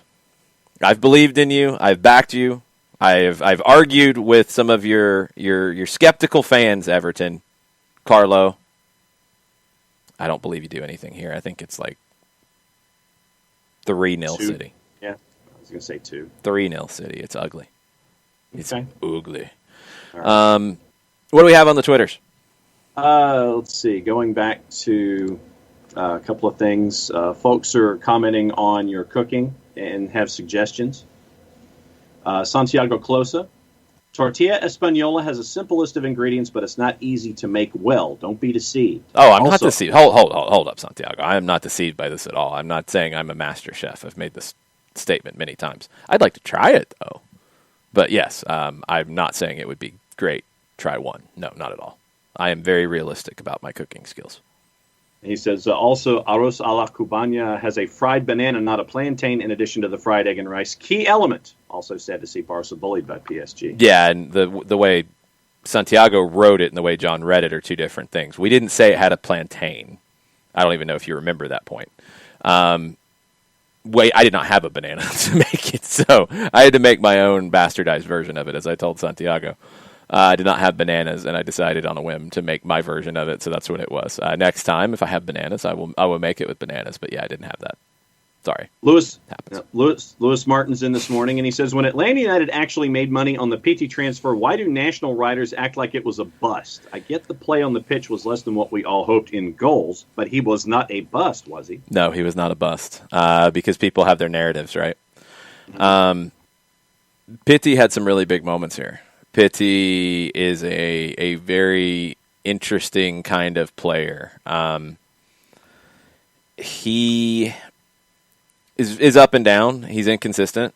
When he is on, he can win games for you almost single-handedly. He's capable of magnificent moments. He's also capable of disappearing in games, and he's capable of frustrating you. That way of playing was a challenge for Frank de Boer, because Frank de Boer is going to be looking at safety and security first. We talked about that yesterday with dropping to defend, and we go back to what Frank said about Pitti was dangerous in the middle of the field with some of the passes because he was risking things when they were in transition and giving the ball away at bad moments. If you risk it in the final third, okay, that's a different conversation. If you risk it in the middle when you're disorganized, that's a problem. So those two had very different visions of the game. So that was a challenge. But to say that he was a bust, no, he was not a bust. He was, in his time in the league, I believe, 4th or 5th in shot-creating actions. He was producing things. That's for himself and others. So he's producing things in the attack. You can then go and look at, well, he's producing not good shots or he's taking bad shots or whatever. Fine. We can always quibble and find something. You got to profit on the sale. That alone, in my opinion, makes it not a bust. But no, I don't think he was a bust at all. Could it have been better? Sure. It absolutely could have been. But it didn't work as well as you would have hoped. And you get an opportunity to make a profit. You move on. Everybody wins. Everybody's happy. He got a huge raise. All is well. There's no negativity about it. At least there shouldn't be. And if people still have negativity about Pitti, y'all got to get over that. Rich Ransom is in a couple of times this morning. His first thought was, the union-making signings, the team is rumored to be signing Kilmarnock center back Stuart Findlay. So I take much offense into you saying you're not scared of the union. You will fear us. Complete with an angry animal pointing. Hey, Rich, I was backing your union all year last year. I said they were the best team, and they let me down in the postseason, man. They let me down. I do want to see how they can Stuart Findlay come in and be Mark McKenzie? Let's find out. We got to see it first. I'm big on Anthony Fontana. I think Anthony Fontana can maybe even in some ways be more dynamic than Brendan Aronson. I think Anthony Fontana is the real deal. So I'm not negative on the Philadelphia Union, but no, Atlanta shouldn't be scared of the Philadelphia Union. Not with losing your two best players. They shouldn't be scared. Does it mean they respect them? Yeah, they respect them. Obviously, they respect them. But this is where some words get misconstrued at times. It's like when we talk about Ala Walenze and you say, look, they're an underdog. You're not disrespecting them. They're an underdog. They're a smaller team. They're a smaller club. They play in a smaller league. Okay. Can they win? Yes. Atlanta shouldn't be afraid of Philadelphia.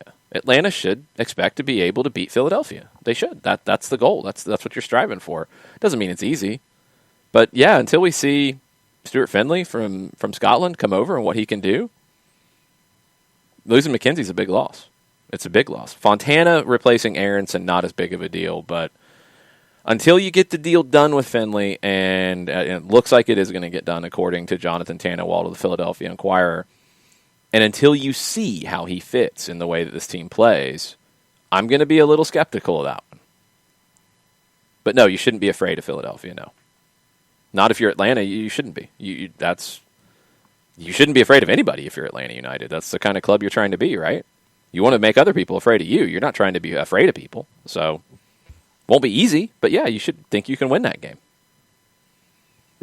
This morning, with your sojourns and your travels and travails, the Colonel is recommending Express Scripts for anyone and everyone going forward. Yeah, I didn't have that possibility, so sorry. It happens.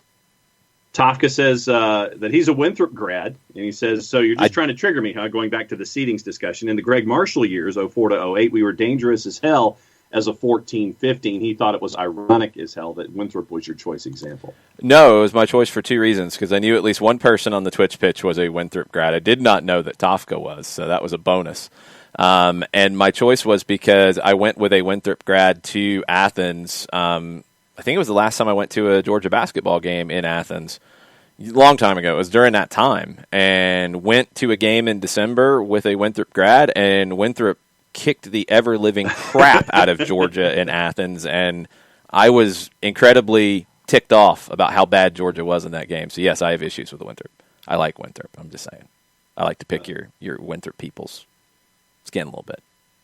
Ezra Packham, he says, I know it's 100% impossible and way too soon to predict. But if you had to choose the two teams from each conference as of right now to make it to the conference finals, who would it be and who would you have in the finals? Columbus and Portland. Right now.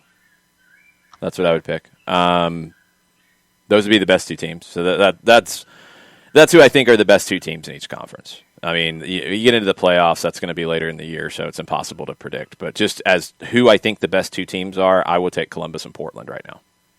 Okay. I would have said Columbus and Sporting. Okay, so the best team in the West last year and the team who won MLS Cup. Yeah, I know. Out on a limb there, I know. It's crazy. Aren't I, though? Yeah. Aren't I always?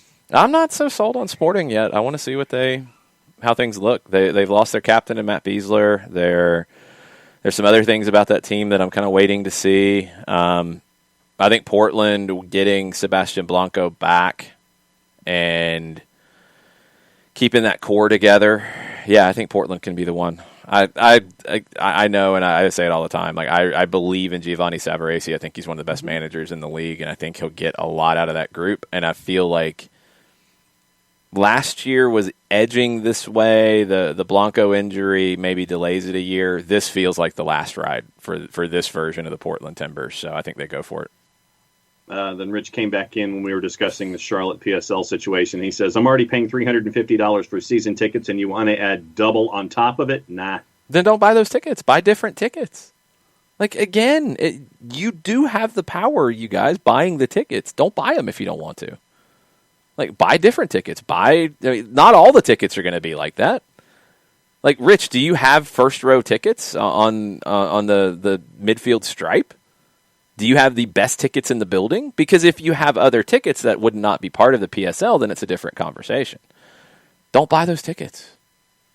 You know, I mean, if they can get those tickets if they can get that money in from big rich folks or companies buying them for hospitality or what have you, then cool, do it. But you don't have to buy those tickets. There's going to be other season tickets in that building. It's kind of a big stadium, so I think it'll be okay. I think there's a little bit of misplaced outrage here. And I do really push back on this idea that MLS can't expect to charge premium prices. Because if that's how you feel, don't say a word when the TV numbers come in and you don't get big money. If it's not a premium product, why are they going to pay for it? You know? I mean, we should have bigger expectations. We'll see if they get met. We'll see if Charlotte spends that money and buys those tickets. If they don't, well, they'll have to backtrack it and slow walk it and do it a different way. But I think there's plenty of tickets to be bought that won't have that PSL on it. So let's a little bit of an overreaction on a Tuesday. Wednesday. The overreaction started on Tuesday, John. It was yesterday when it was announced. Oh, okay. Yes. Bart is in for a cooking down here show, and Patrick Sullivan says you can't minimize the possibility that someone or something catches fire during the show. If John starts a fire frying an egg, I think it was probably just meant to be. I got nothing. That shouldn't happen. It shouldn't happen. I just can't believe you've never prepared an egg. You've never cooked an egg. Like, never in your life you've never cooked an egg. Nope. What's the most complicated thing you've cooked? God. Like, ever in your life, the most complicated thing you've cooked? Probably whatever we put on the grill out back. Why is it complicated? Because have you seen me try to... No. I'm not even talking about your jacked up grill where you've lit your hair on fire or at least singed it. No, I'm not talking about that. I'm talking about the actual cooking process. Oh. The most complicated recipe. See, but you see, recipe, that's the problem. Why is there always a but you see? What is the most complicated meal you've cooked? What was the hardest thing for you to cook that you actually cooked? See, but I don't cook meals, though. There's always a but you see. What's the most complicated dish that you've cooked? Probably pasta. You've never cooked anything more complicated than spaghetti? Nope. Never? Nope. You've never marinated steak to cook that. You've never prepared a marinade. Patty does that. You've never cooked vegetables in any way. Steamed, and they're usually in the microwave. You've never cooked chicken where maybe there was a marinade. Maybe there was some level of preparation to it. Once again, Patty has the marinade. It's usually Dale's, and then the marinade goes into the refrigerator, and then it's in the surface unit in the oven. You're meaning to tell me that the most complicated thing you have ever cooked in your life is boiling some pasta and pouring a sauce on it? Yeah. Did you heat the sauce up? Of course. On cold the stove? Sauce on pasta? Come on now. You need to watch the Come On Nows about anything to do with cooking. You don't have that right. Did you heat it up on the stove or did you put it in the microwave? Microwave. Of course you didn't add anything to it, did you? You just took it out of the jar, poured it into something and put it in the microwave? Yes. And then just dump it on the pasta? Uh-huh. That's the most complicated thing you've ever prepared in the kitchen? Yes, absolutely. Wow. I didn't think it could be that bad. Wow. See what you're getting into with this idea? No, it's trying to actually make you grow up. That's what. I can't believe that. I'm blown away. Blown away. Anyway. Okay. One last thing. And a lot of folks have been going back and forth about the kit reveal in the timeline this morning. And Tafka had a thread on it, so let me just read the thread. What's the thread? Tafka says, regarding the kit reveal event, if you don't want to go, don't go. If you don't want to spend $20, don't spend $20, but stop whining. Our club hasn't seen any consistent sources of revenue for over a year. Freeze frame. This is not a revenue-generating event. This is a charitable fundraiser. I do not know where it got twisted that this was about making money. It's in the email you got. It says it's a donation and it's being matched. This isn't even, and I agree with Tafka. Like, if you don't want to go, don't go. Don't buy the ticket. But it's a fundraiser. So it's one to say that you don't want to spend $20 to go to a drive-through kit reveal, which you kind of have to do it because of a pandemic. But to say that a team shouldn't raise money for charity and put together a match to do it? Yeah. Really?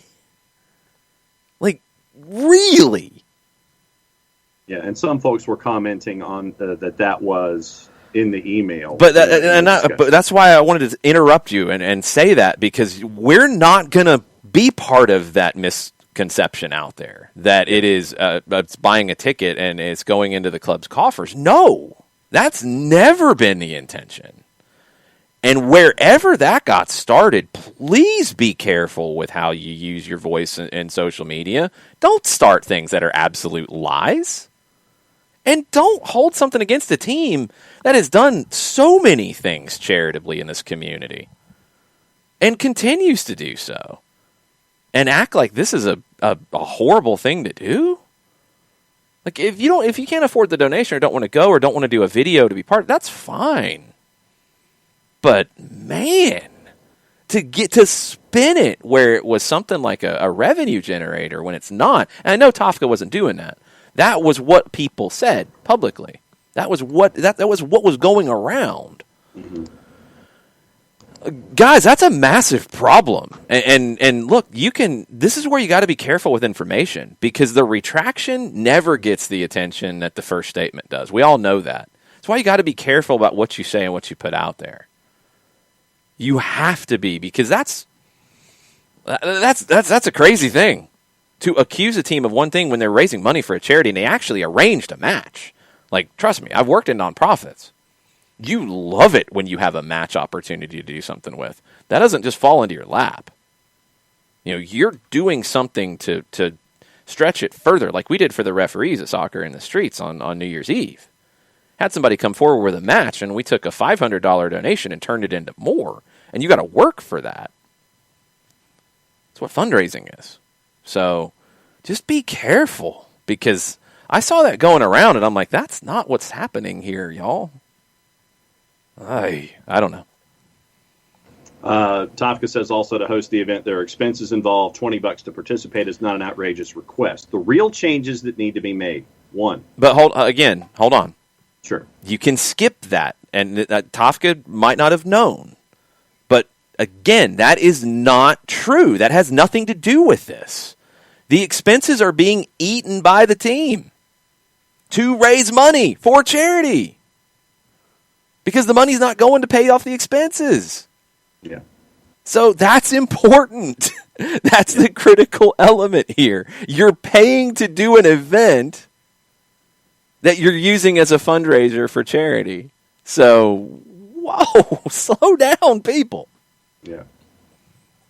And so Tafka says that he was reacting to Twitter responses that he hadn't seen. Yeah. No, I got it. I'm not frustrated with Tafka at all. I'm saying, like, when you read it, first off, we got to make sure that people know that you're reading false information. Yeah. Because it is. What Tafka originally tweeted, because he didn't know, was false. And I don't think Tafka spread it. This was already going well around before I saw Tafka's tweet. Right. So this is where you've got to be careful with information. When it's false and you throw it out there across the board and throw off something because you don't want to pay $20 to go see a kit reveal, when it's not just making money for the team, it is a charitable fundraiser. And you still don't have to go. but it's not even what some people have portrayed it as, and that's a massive difference. So it's just important to make things clear. And if you guys, if you have voices, make sure you have all the information before you throw something out. You just have to, because credibility is important, and also not spreading falsehoods is important too. Yes.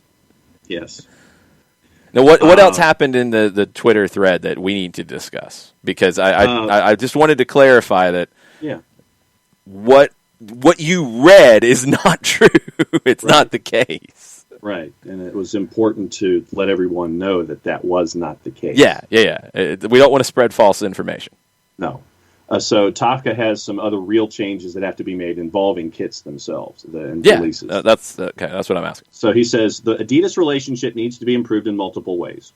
We all agree that the palette of kit concepts is lacking, and we all agree that it's odd MLS clubs don't release new kits in time for Christmas shopping. Yeah, I totally agree with that. They need to get them out earlier. 2. Under current timelines, a kit reveal event need to be held way earlier. It doesn't help your own efforts to conduct a special kit reveal event when the kit's already leaked on a massive scale. Hold on. I don't think you can actually even worry about that right now because of a pandemic. You know, I mean, you didn't know when the season was going to start. Everything's changed. You got a pandemic. You got to take this one with a grain of salt. That's my opinion. In general, yes, the kits need to be released before Christmas because I think you'll make more money by selling them before Christmas. Absolutely. Right. This one's a little different. Yeah, he says 2016 was successful in that regard. Make the event truly a pre-release so that participants who attend get a chance to own the kit months before it's available in retail.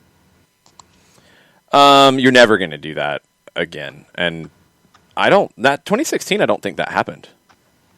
I think you could pre-order it, but I don't remember people buying them that day, actually. I could be completely wrong. It was a long time ago. I've probably been hitting the head multiple times since then. Because I thought that you could pre-order it and then get it at the Tabernacle when you showed up for... Maybe you could. Maybe I'm misremembering it. But it wasn't months before it was available at retail. Because, look, you're not gonna do it that way. Stuff's going to come out now. So I don't think that part's as realistic. But, yes, you want stuff out before Christmas. 2021 kit releases are a mess because of the pandemic, and you want them out earlier in the future. The palettes, the designs... I think Philadelphia shows you that you can actually do more with it if you're engaged with Adidas and you really put the time into it, and you've got to demand to be that team that gets that kind of kit, because Philadelphia's secondary kit's amazing. I love it. And it's not a white kit and it's not a bland kit. You've got to really push. And Adidas needs to be willing to listen, too, to teams that are selling a lot of kits. And if they have ideas and they are engaged in the process, then absolutely Adidas should take that in and find ways to make it work. I hope this Philadelphia kit is a step in that direction.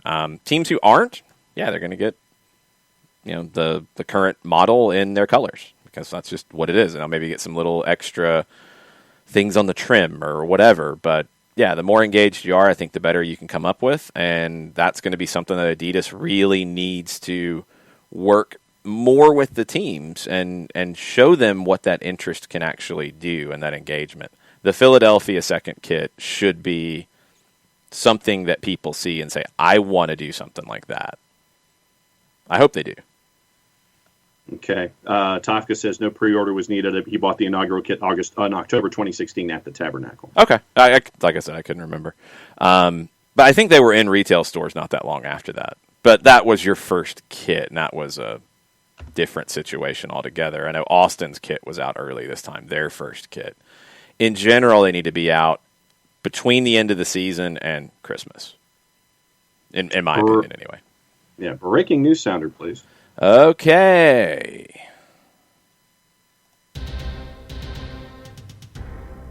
What do we got? Exclusive from the Daily Mirror, Arsenal legend Thierry Henry set to be named the new Bournemouth manager, replacing caretaker and Jason Tindall. What'd you do? I didn't see that one coming. Bournemouth believe they have convinced Thierry Henry to become their manager. This is from Darren Lewis of about 20 minutes ago. Strong list of candidates, including Patrick Vieira, John Terry, David Wagner, Jason Tindall sacked 2 weeks ago. And so it looks like Thierry Henry according to the Daily Mirror, set to be named the new Bournemouth manager. Wow, didn't see that one coming. Montreal's got some work to do now, Joey Saputo, and getting this sorted out. Maybe you bring Patrick Vieira to Montreal. I don't know, but yeah, that's not what you want as you're getting ready for preseason training starting in a couple of weeks. If you are Club de Foot Montreal. Yes.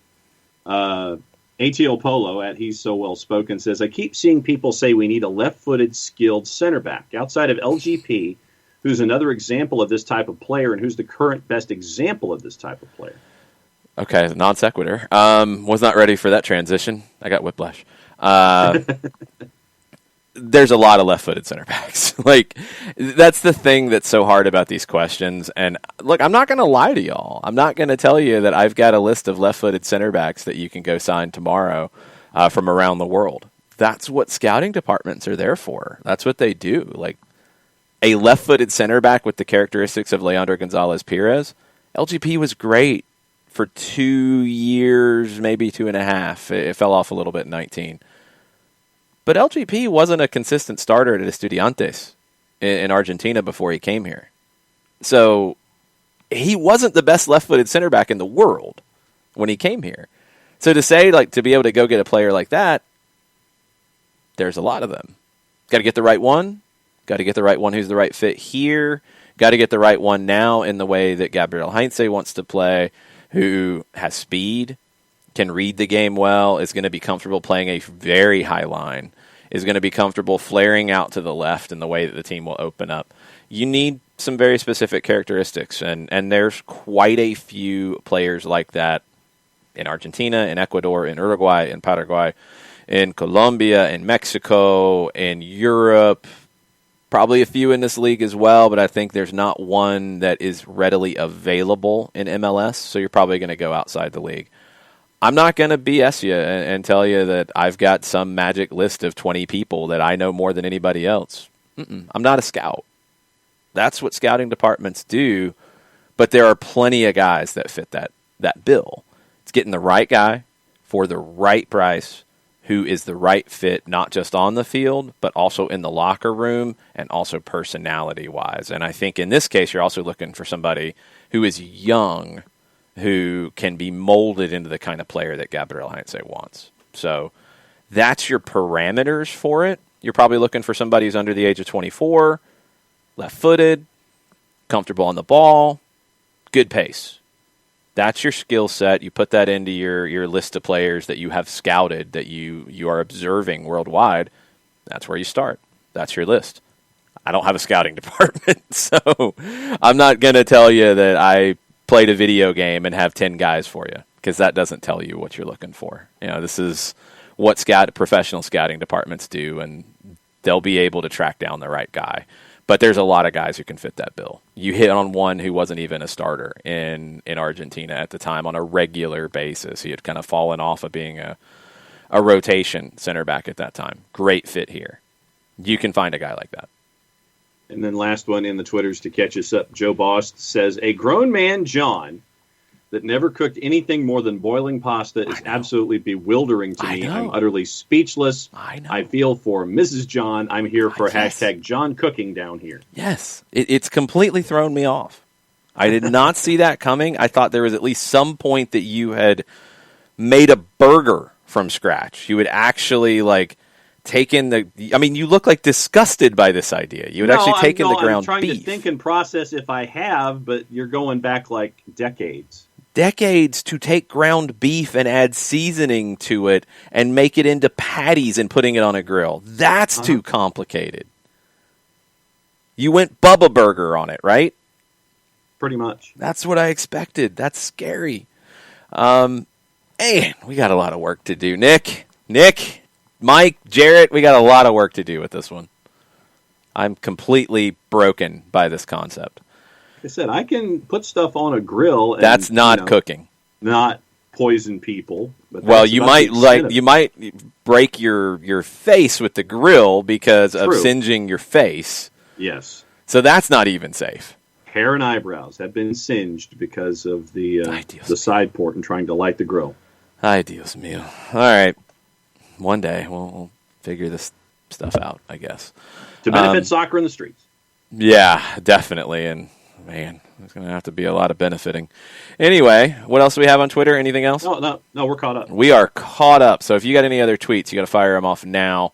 We'll get into the Twitch pitch here in just a second. Couple other bits of news and rumor and innuendo to touch on before we wrap up. Real Salt Lake has been linked with a $5.5 million bid for Mateus Vital, a central midfielder from Corinthians in Brazil. TNT Sports Brazil had this.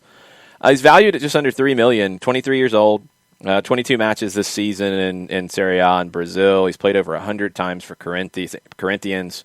Came over from Vasco da Gama a couple years ago for just over $2 million. So it'd be a nice return for Corinthians on their initial investment. Good player, good regular with a good team in Brazil. So, 5.5, that's some spending that I didn't necessarily expect Real Salt Lake to do. They need it. They got to upgrade a little bit. On the women's side, there's been quite a few different announcements. On the NWSL front, the Washington Spirit have some new additional owners. It hasn't dramatically changed the franchise. It's minority stakes in it, but I know Brianna Scurry is involved in this. Chelsea Clinton is involved in this. Jenna Bush Hager is involved in this. Who am I forgetting? At least there's one more. You have buying a minority stake in the team. It is a good thing. It is an investment in a team that probably needs it, in a league that definitely can use the PR. It's exciting. It's exciting to see these types of investments in teams in the NWSL. Who is it? Dominic Dawes. Thank you. I knew there was one more. Very, very cool. So NWSL camps are open now. Their Challenge Cup will be starting in April. Really looking forward to that. We have the Women's Champions League in Europe. The last 16 draw was done yesterday. Lyon, who is the 5-time defending champion of this competition, they are paired with Brøndby of Denmark. Chelsea and Atleti will be a fun one. They're meeting on the men's side. They're meeting on the women's side in the Champions League. Same stage as well. Wolfsburg made the final last year and lost to Lyon. They play Kvinner of Norway, first leg in Germany. And the final is going to be May 16th in Sweden. Women's Champions League, I know at least the latter stages were on CBS All Access, soon to be Paramount Plus. I hope these are as well. We need more of this because, Lyon's a very fun team to watch. You've got Catarina Macario there too from the U.S. Women's National Team. Really good team. I want to see somebody push them. I want to see somebody knock them off just because you want to see some new faces in that mix. Keep an eye on Lazio and what's going on with them. This came out yesterday. The club and their club president, Claudio Lotito, they've been referred to Italy's federal court by the FIGC head prosecutor, Giuseppe Cine, for a breach in COVID protocols. Now, this is more than just some of the dumb stuff we've heard about in Scotland. Lazio's president allegedly did not follow the regulations set out by the Italian FA in September. A statement made by the prosecutor obtained by Sky Italia explains that the COVID cases at the club in October were not communicated to local health authorities on time. They did not provide a list of potential contacts of those who had tested positive. In addition, the club is accused of having allowed players to rejoin training with the rest of the squad before they had returned a negative test in November. They did not enforce the 10-day quarantine rule for asymptomatic players. There was a lot going on with Lazio in their testing. Remember, they were arguing that this lab was saying it was positive, this other lab was saying it was negative. UEFA protocols were different than Italian protocols. There was a bunch of that going on. Well, now they're going to have some things to answer to in court. And over the next couple of days, a schedule regarding the tribunal will be mapped out. Potential sanctions range from fines, docked points, relegation. They're not getting relegated. I don't see that happening unless this was a whole lot worse than we know. But docked points for a team that is loosely in the title chase, massive, and could keep them out of Europe next year. So keep an eye on this Lazio situation there. It could get really weird. The French government is giving their teams a little more money. Teams that went and basically begged and said, yeah, our broadcast stuff blew up. We're still losing a whole bunch of money. We need a little more help. They're going to get it, government officials did remind them that teams had already benefited from state-guaranteed loans of up to €600 million. That had already happened. They'd also been compensated for the loss of ticket revenues. The situation with TV, very roughly, and I don't have all the figures in front of me, just to clarify it. So, MediaPro signed the new deal, started a new channel. €4 billion, $4.8 billion over 4 years is what they were going to make. MediaPro missed their first payment. The league went ballistic instead of saying, "Oh, we have a 4-year deal with you, and you've missed one payment. Maybe we can work with you a little bit." They went ballistic, and then MediaPro was like, "Well, okay, here's €100 million. We're out. We're done. Bye." So they got their €100 million, and then they tried to sell these rights thinking that they could, and they really couldn't. Nobody bid the amount they were hoping for on them. Canal Plus came back in, who bought 20% of what was available to buy previously alongside MediaPro. They got the other 80% for like nothing. 200 million, was it? So, I think over the 4 years. I mean, it was some like tiny piddly amount in general. So the French league did kind of shoot themselves in the foot on the way they handled this TV stuff. Might they have missed some short-term money with MediaPro? Yes. But, man, they didn't really handle it very well. So they're going to get some extra help. That's good. But the French league is in trouble. It's not in a good spot right now. Steven Gerrard at Rangers in Scotland has confirmed 5 players have been removed from the squad after breaching coronavirus rules. This is after the Scottish Prime Minister went off on them for being stupid. There was a party. It was a mess. It was stupid. There was a gathering at a property in Glasgow early Sunday morning. 10 people were issued with fixed penalty notices for breaching coronavirus regulations. 5 Rangers players are out of the squad for being numpties, basically. Mm-hmm. Tonight in Argentina, you got Copa Argentina. Vélez playing Camioneros of the 3rd Division. That will be on TIC. It'll be on Fanatis, fntz.co/soccer down here. Vélez will be missing one of their top players, Ricky Centurion, due to an injury.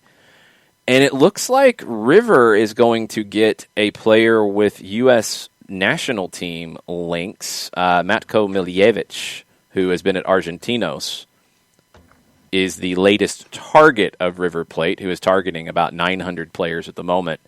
He's out of contract in June. They're trying to get a deal done to bring him in now. River should be getting the bag of cash from Brazil on Nacho Fernandez very, very soon. Looks like that is done. I think he has said his goodbyes at River now.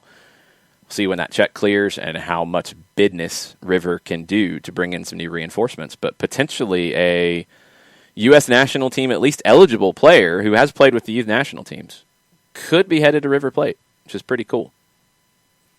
Christian Jack is filing on the Thierry Henry to Bournemouth, and he says, I can tell you that nothing official has been done yet at Montreal Impact. Players have not been told anything either. WhatsApp chat groups amongst them are, of course, busy with Wonder developing story. The WhatsApp's out of control. The Club de Foot Montreal WhatsApp is out of control. Taylor Twellman has added to it on Twitter. He said about 5 days ago, Thierry Henry's name was brought to the attention of Bournemouth, and the snowball has gained momentum every single hour of the day since then. Twellman has this in quotes, where there is smoke, there is fire. So I think you can safely say that Taylor Twellman is saying that it's going to happen. I don't think I'm jumping the gun on Taylor's tweet there. Yeah. Interesting. I mean, very, very, very interesting with that because it's a weird time for Montreal to have to go back into the market. But if you got Patrick Vieira out there, he would be a really good fit for Montreal. Yeah, I think Joey Saputo would ultimately end up being fine with that. All right. We've got a couple more minutes before we wrap up. I'm on the midday show on 92.9 at 12:20 talking to Andy and Randy about Atlanta United, MLS, anything else that comes up. So make sure you're listening to 92.9 106.9 FM or the radio.com app. That will be out there at 12:20. So I got to wrap up here quickly. Twitch pitch as I try to get caught up, and I know you guys went on and on and on and on and on. So I'm going kind of way back. A lot of discussion on the season ticket numbers and PSLs and membership costs and such. It's different in all kinds of different countries. Season tickets are not as big of a deal in some countries. They are in others. Memberships are a big part in some countries. They're not in others. Everybody kind of has their different ways of doing it and some of the different terminology. We'll see if Charlotte is asking too much. I think that's really what it comes down to for me is, are they overvaluing their product? Are they trying to set a baseline level for what their product should be valued at? Are they in the ballpark? Yeah. We'll see. We'll see. I mean, the deposit numbers were great. Now it's about the conversions. Everybody questioned Atlanta United on this. When Atlanta announced deposit numbers, everybody's like, "Oh yeah, that's all well and good, but you're not going to sell that many tickets." No. Until they did. So let's see what Charlotte does. They got a lot of room to work with in that venue. Really curious to see how much of it they fill up. Ropes about Everton fans. He said all Everton fans are skeptical. I know. It's weird. Kefsey says being sour on Everton is exactly where we are most comfortable. I'm starting to realize that every time I start to get sour on Everton and they have a good result, then I'm not sour, then they have a bad result, and it's all around. Yes. Wowchar with a good question. Why didn't Moise Kean do good in Everton? He's a baller. I don't know. It was strange last year. I thought Carlo would get the best out of him, but this opportunity at PSG, it's a weird one because he's on loan and there's no option to buy. So they're going to have to negotiate that. And there has been talk that PSG wants to do that, but he goes back to Everton at the end of the season. Not a bad addition to bring back if he wants to go there and you can make it all work. Yep. Really, him last year in Everton was one of the strangest things last season. Completely strange for me. A lot of love for Pity Martinez in the Twitch pitch. Good to see. I think he just got unfair criticism here. So I'm probably a little defensive about it too. I think he got hit a little too hard with some people's thoughts on him. I think Pity was a very talented player that didn't. He's not a consistent player. He's not. But when he's on, he's spectacular. And I think even when he was off, he didn't hurt you as much as some people made out to be. He did go through a span, and I think Frank was right when he said that he was dangerous in the middle of the field. He was a danger to the team, I think was the quote. Because he was turning the ball over in really bad spots because he was risking too much in a spot and at a time where they couldn't. After that happened, the last run of the 2019 season, he was outstanding. And I thought he was primed to have a big 2020. And then COVID. And Joseph getting hurt. And, yeah. So, there you go. Let's see what we got here. Now people feel like I'm disrespecting Jim Curtin. No, I like Jim Curtin. I do like Jim Curtin a lot. I'm sorry. I question Philadelphia until they get this guy in. Let's see what else we got. The center back, Finley. And let's see how he does coming over from Scotland. Martha asked, do we know when tickets go on sale in Charlotte? I think they're on sale for people who put down a deposit. Is that correct? Because I thought they said the conversion rates were good. Yeah. Okay. So I think they're already on sale if you had put down a deposit as I block a bot. We'll see what their numbers end up at. I'm excited to see them come into the league. I'm really excited about it. I think it's going to be a great rivalry for Atlanta United. It's going to be a great spot for the league. And I hope that it turns into almost like a triangle match with Nashville and Charlotte and Atlanta in a rivalry sense. Yeah. I'm excited about it. J-Dub asks, do you have an electric range or gas? Electric. Okay. You probably could still light something on fire, unfortunately. True. Perfect Tommy, bacon and eggs, favorite weekend breakfast. I like bacon. I'm honestly not the biggest bacon fan in that situation. I'll go ham. But turkey bacon. You like turkey bacon? Yeah, I like turkey bacon, but I'll go ham too. What do you have against real bacon? 0. Turkey bacon is one of the worst turkey substitutes in my opinion. I'll eat a turkey burger way before I'll eat turkey bacon. I think that it has to do with the cholesterol content. Oh, of course. No, I mean, there's reasons why you eat turkey bacon, but I'm not going to be like waving the flag for turkey bacon. I will have a turkey burger at places because it can be really good. It can be really nice. Badger says, cooking show, somebody's going to get salty. Dun, dun, dun. Accurate. There you go. Absolutely accurate. Perfect Tommy tells you, if you can grill, you can use a stove. He doesn't grill very well, though, Tommy. That's the problem. Have you ever cooked rice? Microwave. You microwave rice. That's gross. Perfect Tommy says, start with chili or a marinara sauce. I think both are too complicated. I think we got to start with the absolute basics of like frying an egg. I think you're right in that. Cooking regard. a burger. Yeah. Like, things that are incredibly simple. I know an egg's more difficult than pasta. I know, Abby, I got you. But I'm just blown away that he hasn't cooked anything. Like nada, nothing. And he doesn't even cook pasta well because he doesn't salt the water. So I got nothing about that either. Perfect Tommy wants to host the cooking show with you. Maybe we get Perfect Tommy on a screen as well so he can laugh at you while Nick's losing his mind on the other screen. We got to have multiple screens in front of you while you're cooking. Joe Boss says turkey bacon is an abomination to humankind. I tend to agree. ATL Polo says at least you're not adding random raisins to your dishes. Oh, no. You don't like raisins, do you? No, I like raisins. I just wouldn't add them randomly to dishes. Would you have a Argentine empanada that has really well-seasoned beef in it with raisins? Probably. Okay. Well, I'm impressed. I thought you would say no. But you said beef first, so so you can stomach the raisins in that situation. Yeah, exactly. Nice. Jarrett says that you have never steered Jarrett wrong on the press box menu. That's good.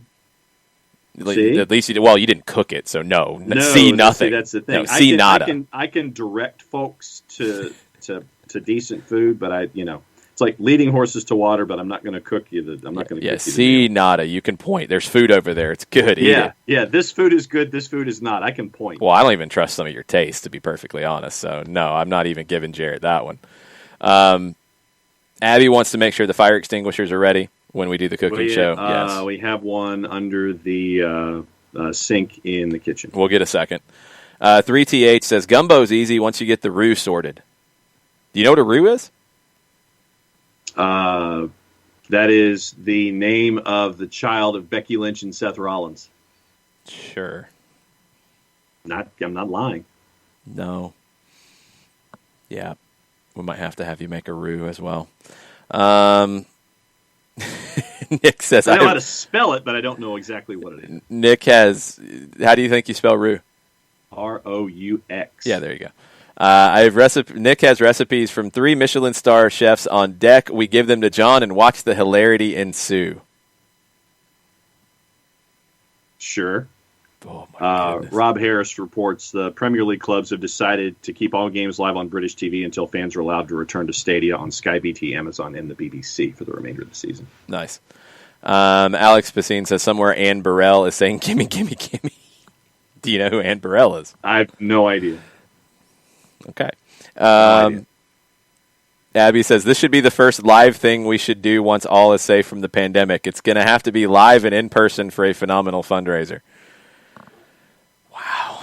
Somebody's going to have to potentially sacrifice their kitchen and building. Yeah, see, that's the hook in all of this, is that there would have to be a kitchen to be sacrificed. Mizzano wants to start a fundraiser to get you a cooking class with Gordon Ramsay. See, I'd probably start swinging back, though. I would walk. Gordon Ramsay would break your kneecap. Well, then it's like, look, clown, you want to start yelling at me, I'm out. It's like, fine. What are you? It's 2 pieces of bread on the other side of the face. An idiot sandwich. All right, yeah, peace out, Boy Scout. I'm out of here. I mean, just saying. A lot of talk about the... Look, I would rather have the SDH universe tell me I'm an idiot sandwich than Gordon Ramsay. Fair enough. A lot of people talking about the situation with the kit reveal. Thomas Jewin says, I hear your frustration on it talking to me, but then if that many people miss the charity part that's on the team's own email, that's their fault. you got to read. Like, I'm sorry if it's a couple lines down and you just don't read that part and then put something out there publicly that is not true.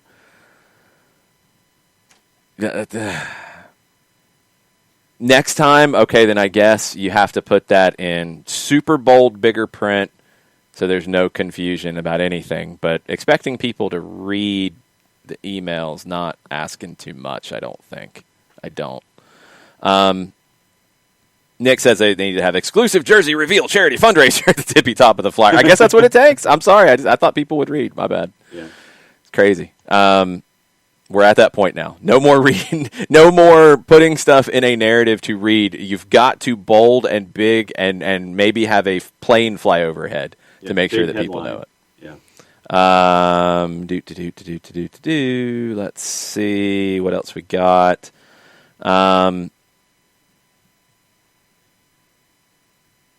Man, I'm trying to catch up, and I'm getting a little confused. Y'all went on your own thing that I don't understand. Jarrett wants Gattuso from Montreal that I'm totally on board with.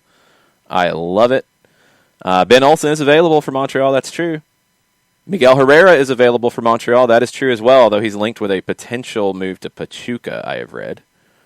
Yeah, I think they're the only team left in Liga MX that has not won a match in the Clausura. There was the rumor a couple days ago about Gabriel Batistuta, who doesn't have managerial experience, talking about potentially coming to the U.S. I didn't take that as necessarily a head coach somewhere. I took that as potentially an assistant somewhere. But if there's a job open and he's got the history in Italy and the owner, Joey Saputo, owns a team in Italy and we start to connect dots and boom, boom, boom, boom, boom, boom, boom, boom, boom, boom. Batigol? Interessante. Very interessante. Burned about the center back addition, wants him to be compatible with Miles number 1. I totally agree. If he's right-footed, but he fits best with Miles and they complement one another, I'm good. There's certain things they're going to have to do, but yeah, the relationship with Miles is going to be key. Yeah. Sam Williamson wants Sergio Ramos to Atlanta United. Really, just kidding. Really kidding. I don't hate the idea. He's played as a left-sided center back really, really well, but he's going to cost you a lot of money that you're not going to pay. But that would be amazing. People would be in their feelings. Jason Nix stands up for Bubba Burgers. They're okay. I mean, if I don't have time, like, sure, they're okay, but I can make a burger that's better.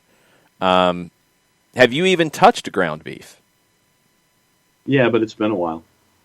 How long do you think it's been since you touched ground beef?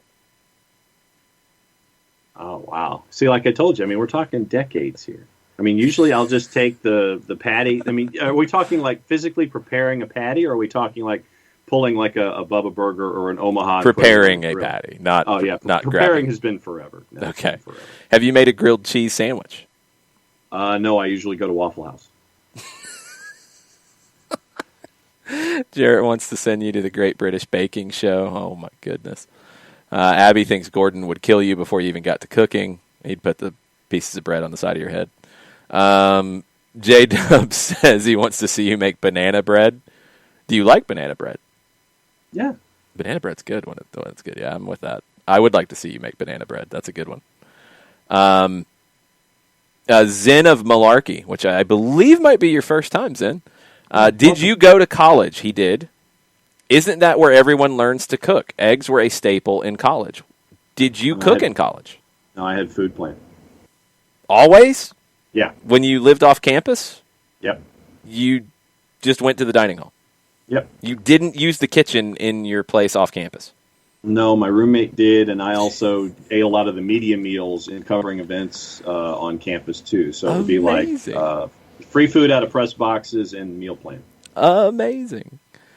AJ Cochran and Gordon Wild have now both signed with Indy 11 for the upcoming USL Championship season. Very cool. 2 former Atlanta United players, Atlanta United and Atlanta United 2 players at Indy 11. Very interesting. Questions about Vieira. Montreal, if that job's open, that's a weird one because you got Vieira with the French connections in Montreal that, I mean, just immediately stereotyping things about what they'd be looking for. Yes. Vieira was reportedly in the mix for the Toronto job as well, so he's got MLS experience with NYC. He's been in the mix for MLS jobs. Montreal wouldn't be a crazy fit. the Batistuta thing, now the timing looks really weird, and now I'm questioning it and wondering about that one. Go after Herrera. Go after Piojo. Come on, Joey Saputo. Go throw money at Piojo. That would be amazing stuff. Trivia night next Tuesday. Don't forget, make a donation to Soccer in the Streets, and you will get to play trivia with myself and Jillian Sakovitz. We will try to test your knowledge about Atlanta United, MLS, U.S. men's and women's national teams.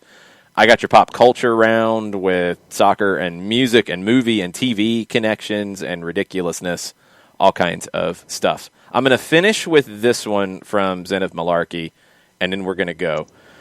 Any way you can explain the benefits of loans. I get when young guys need playing time, etc., and that's one of the major ones. But I don't get it with guys like Franco and Meza. The Meza one hasn't happened yet, by the way. That was just a rumor, so let's slow down on that.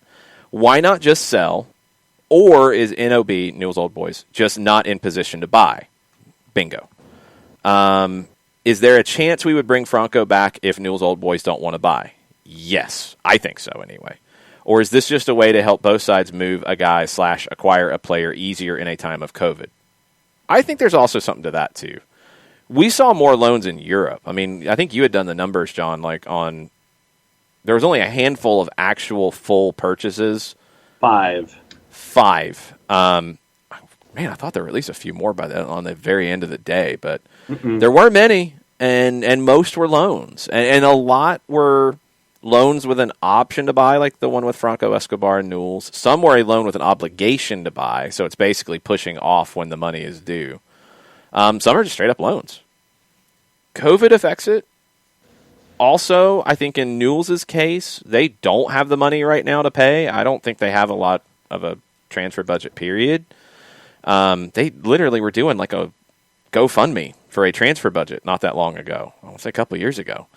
So they don't have that money right now. Could they have it by the end of this deal? Potentially. Could they then structure at least a deal and know what their revenues are once they get people back in the building? I think that's more likely.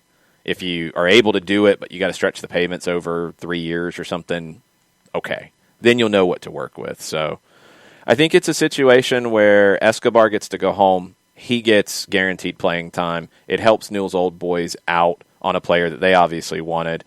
And it gives them a way to get a year of Escobar and see what they're going to be able to do in a year once they would expect to have fans back in the building. But there is a chance that he comes back. I really do think there is a chance that could happen. No, I'm right there with you. And it's, when you talk about loans, it's about wanting to make sure that folks that you still want to have under your umbrella, you keep an eye on them, you see how they're progressing, or you see how they're developing in other places so they can get playing time, knowing that you'd still like to keep an eye on them, still have them under your tent, but know that, you'd like to see them continue to get reps and not just sit on a bench, at home base instead, and go ahead and continue to develop your game elsewhere.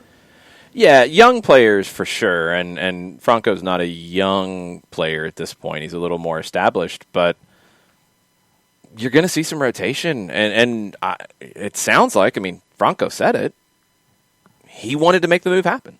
He said he did everything possible to make the move happen. So if it's what he wanted, you find a way to make it work. And if Newell's couldn't pay straight up, then you give them some time to hopefully be able to pay. So we'll see where it goes. But thanks for hanging out, Zen. Thanks for hanging out, everybody. Thanks for all the yucks and good times in the Twitch pitch. We're going to get John cooking. This is a goal for 2021. We're going to get John actually not afraid of the kitchen. It's going to happen. To benefit Soccer in the Streets. Also to benefit John. And maybe more importantly, to benefit Patty. So she can actually have a night off and you can make something for her. All right. Well, that would be good. In theory, yes. You can actually learn how to cook basic stuff. It's not that hard. I got a phone. I got a phone here, and I can dial up folks and bring it in. Ay, Dios mío. Hashtag make John cook. I'm with you, J-Dub. This is going to happen. This is going to happen. We're going to need reports. We're going to need classes. We're going to need a session that will benefit soccer in the streets with cooking an egg or something. We are going to get this done. It's going to be a big 2021. Bang. Something like that. Appearances, public appearances, hashtag make John cook. Yes. Right on. Yeah. You got a place to be in like 15 minutes. I do. I'm going to go talk to Andy and Randy here at 12:20 on 92.9 FM, 92.9 The Game, the radio.com app. If you can't hang out in 15 minutes, you can go back and rewind it on the website at radio.com. Look up 92.9 The Game. Scroll back to 12:20. We'll be talking Atlanta United and all the stuff. Yes, Mike Conti will be the judge of this cooking contest. Absolutely, Mizano. All right, that'll do it. Thanks for hanging out. Thanks for hanging out late. Thanks for joining us late. I blame pharmacies and bad timing on their website saying they were open and then being very slow while I'm sitting there watching a bunch of people talk about they were talking about something nonsense. I'm like, could you just fill the prescription, please? People are waiting, and I'm glad y'all did. So thank you. We'll be back tomorrow. Stoppage time today at 2 o'clock, facebook.com/929 The Game. If you got questions that we didn't answer, throw them into the comments for Mike and I. And John and I will be back in the morning. We'll talk Champions League. Got a bunch of Europa League to talk about tomorrow as well. Much plot, y'all. Much plot, y'all.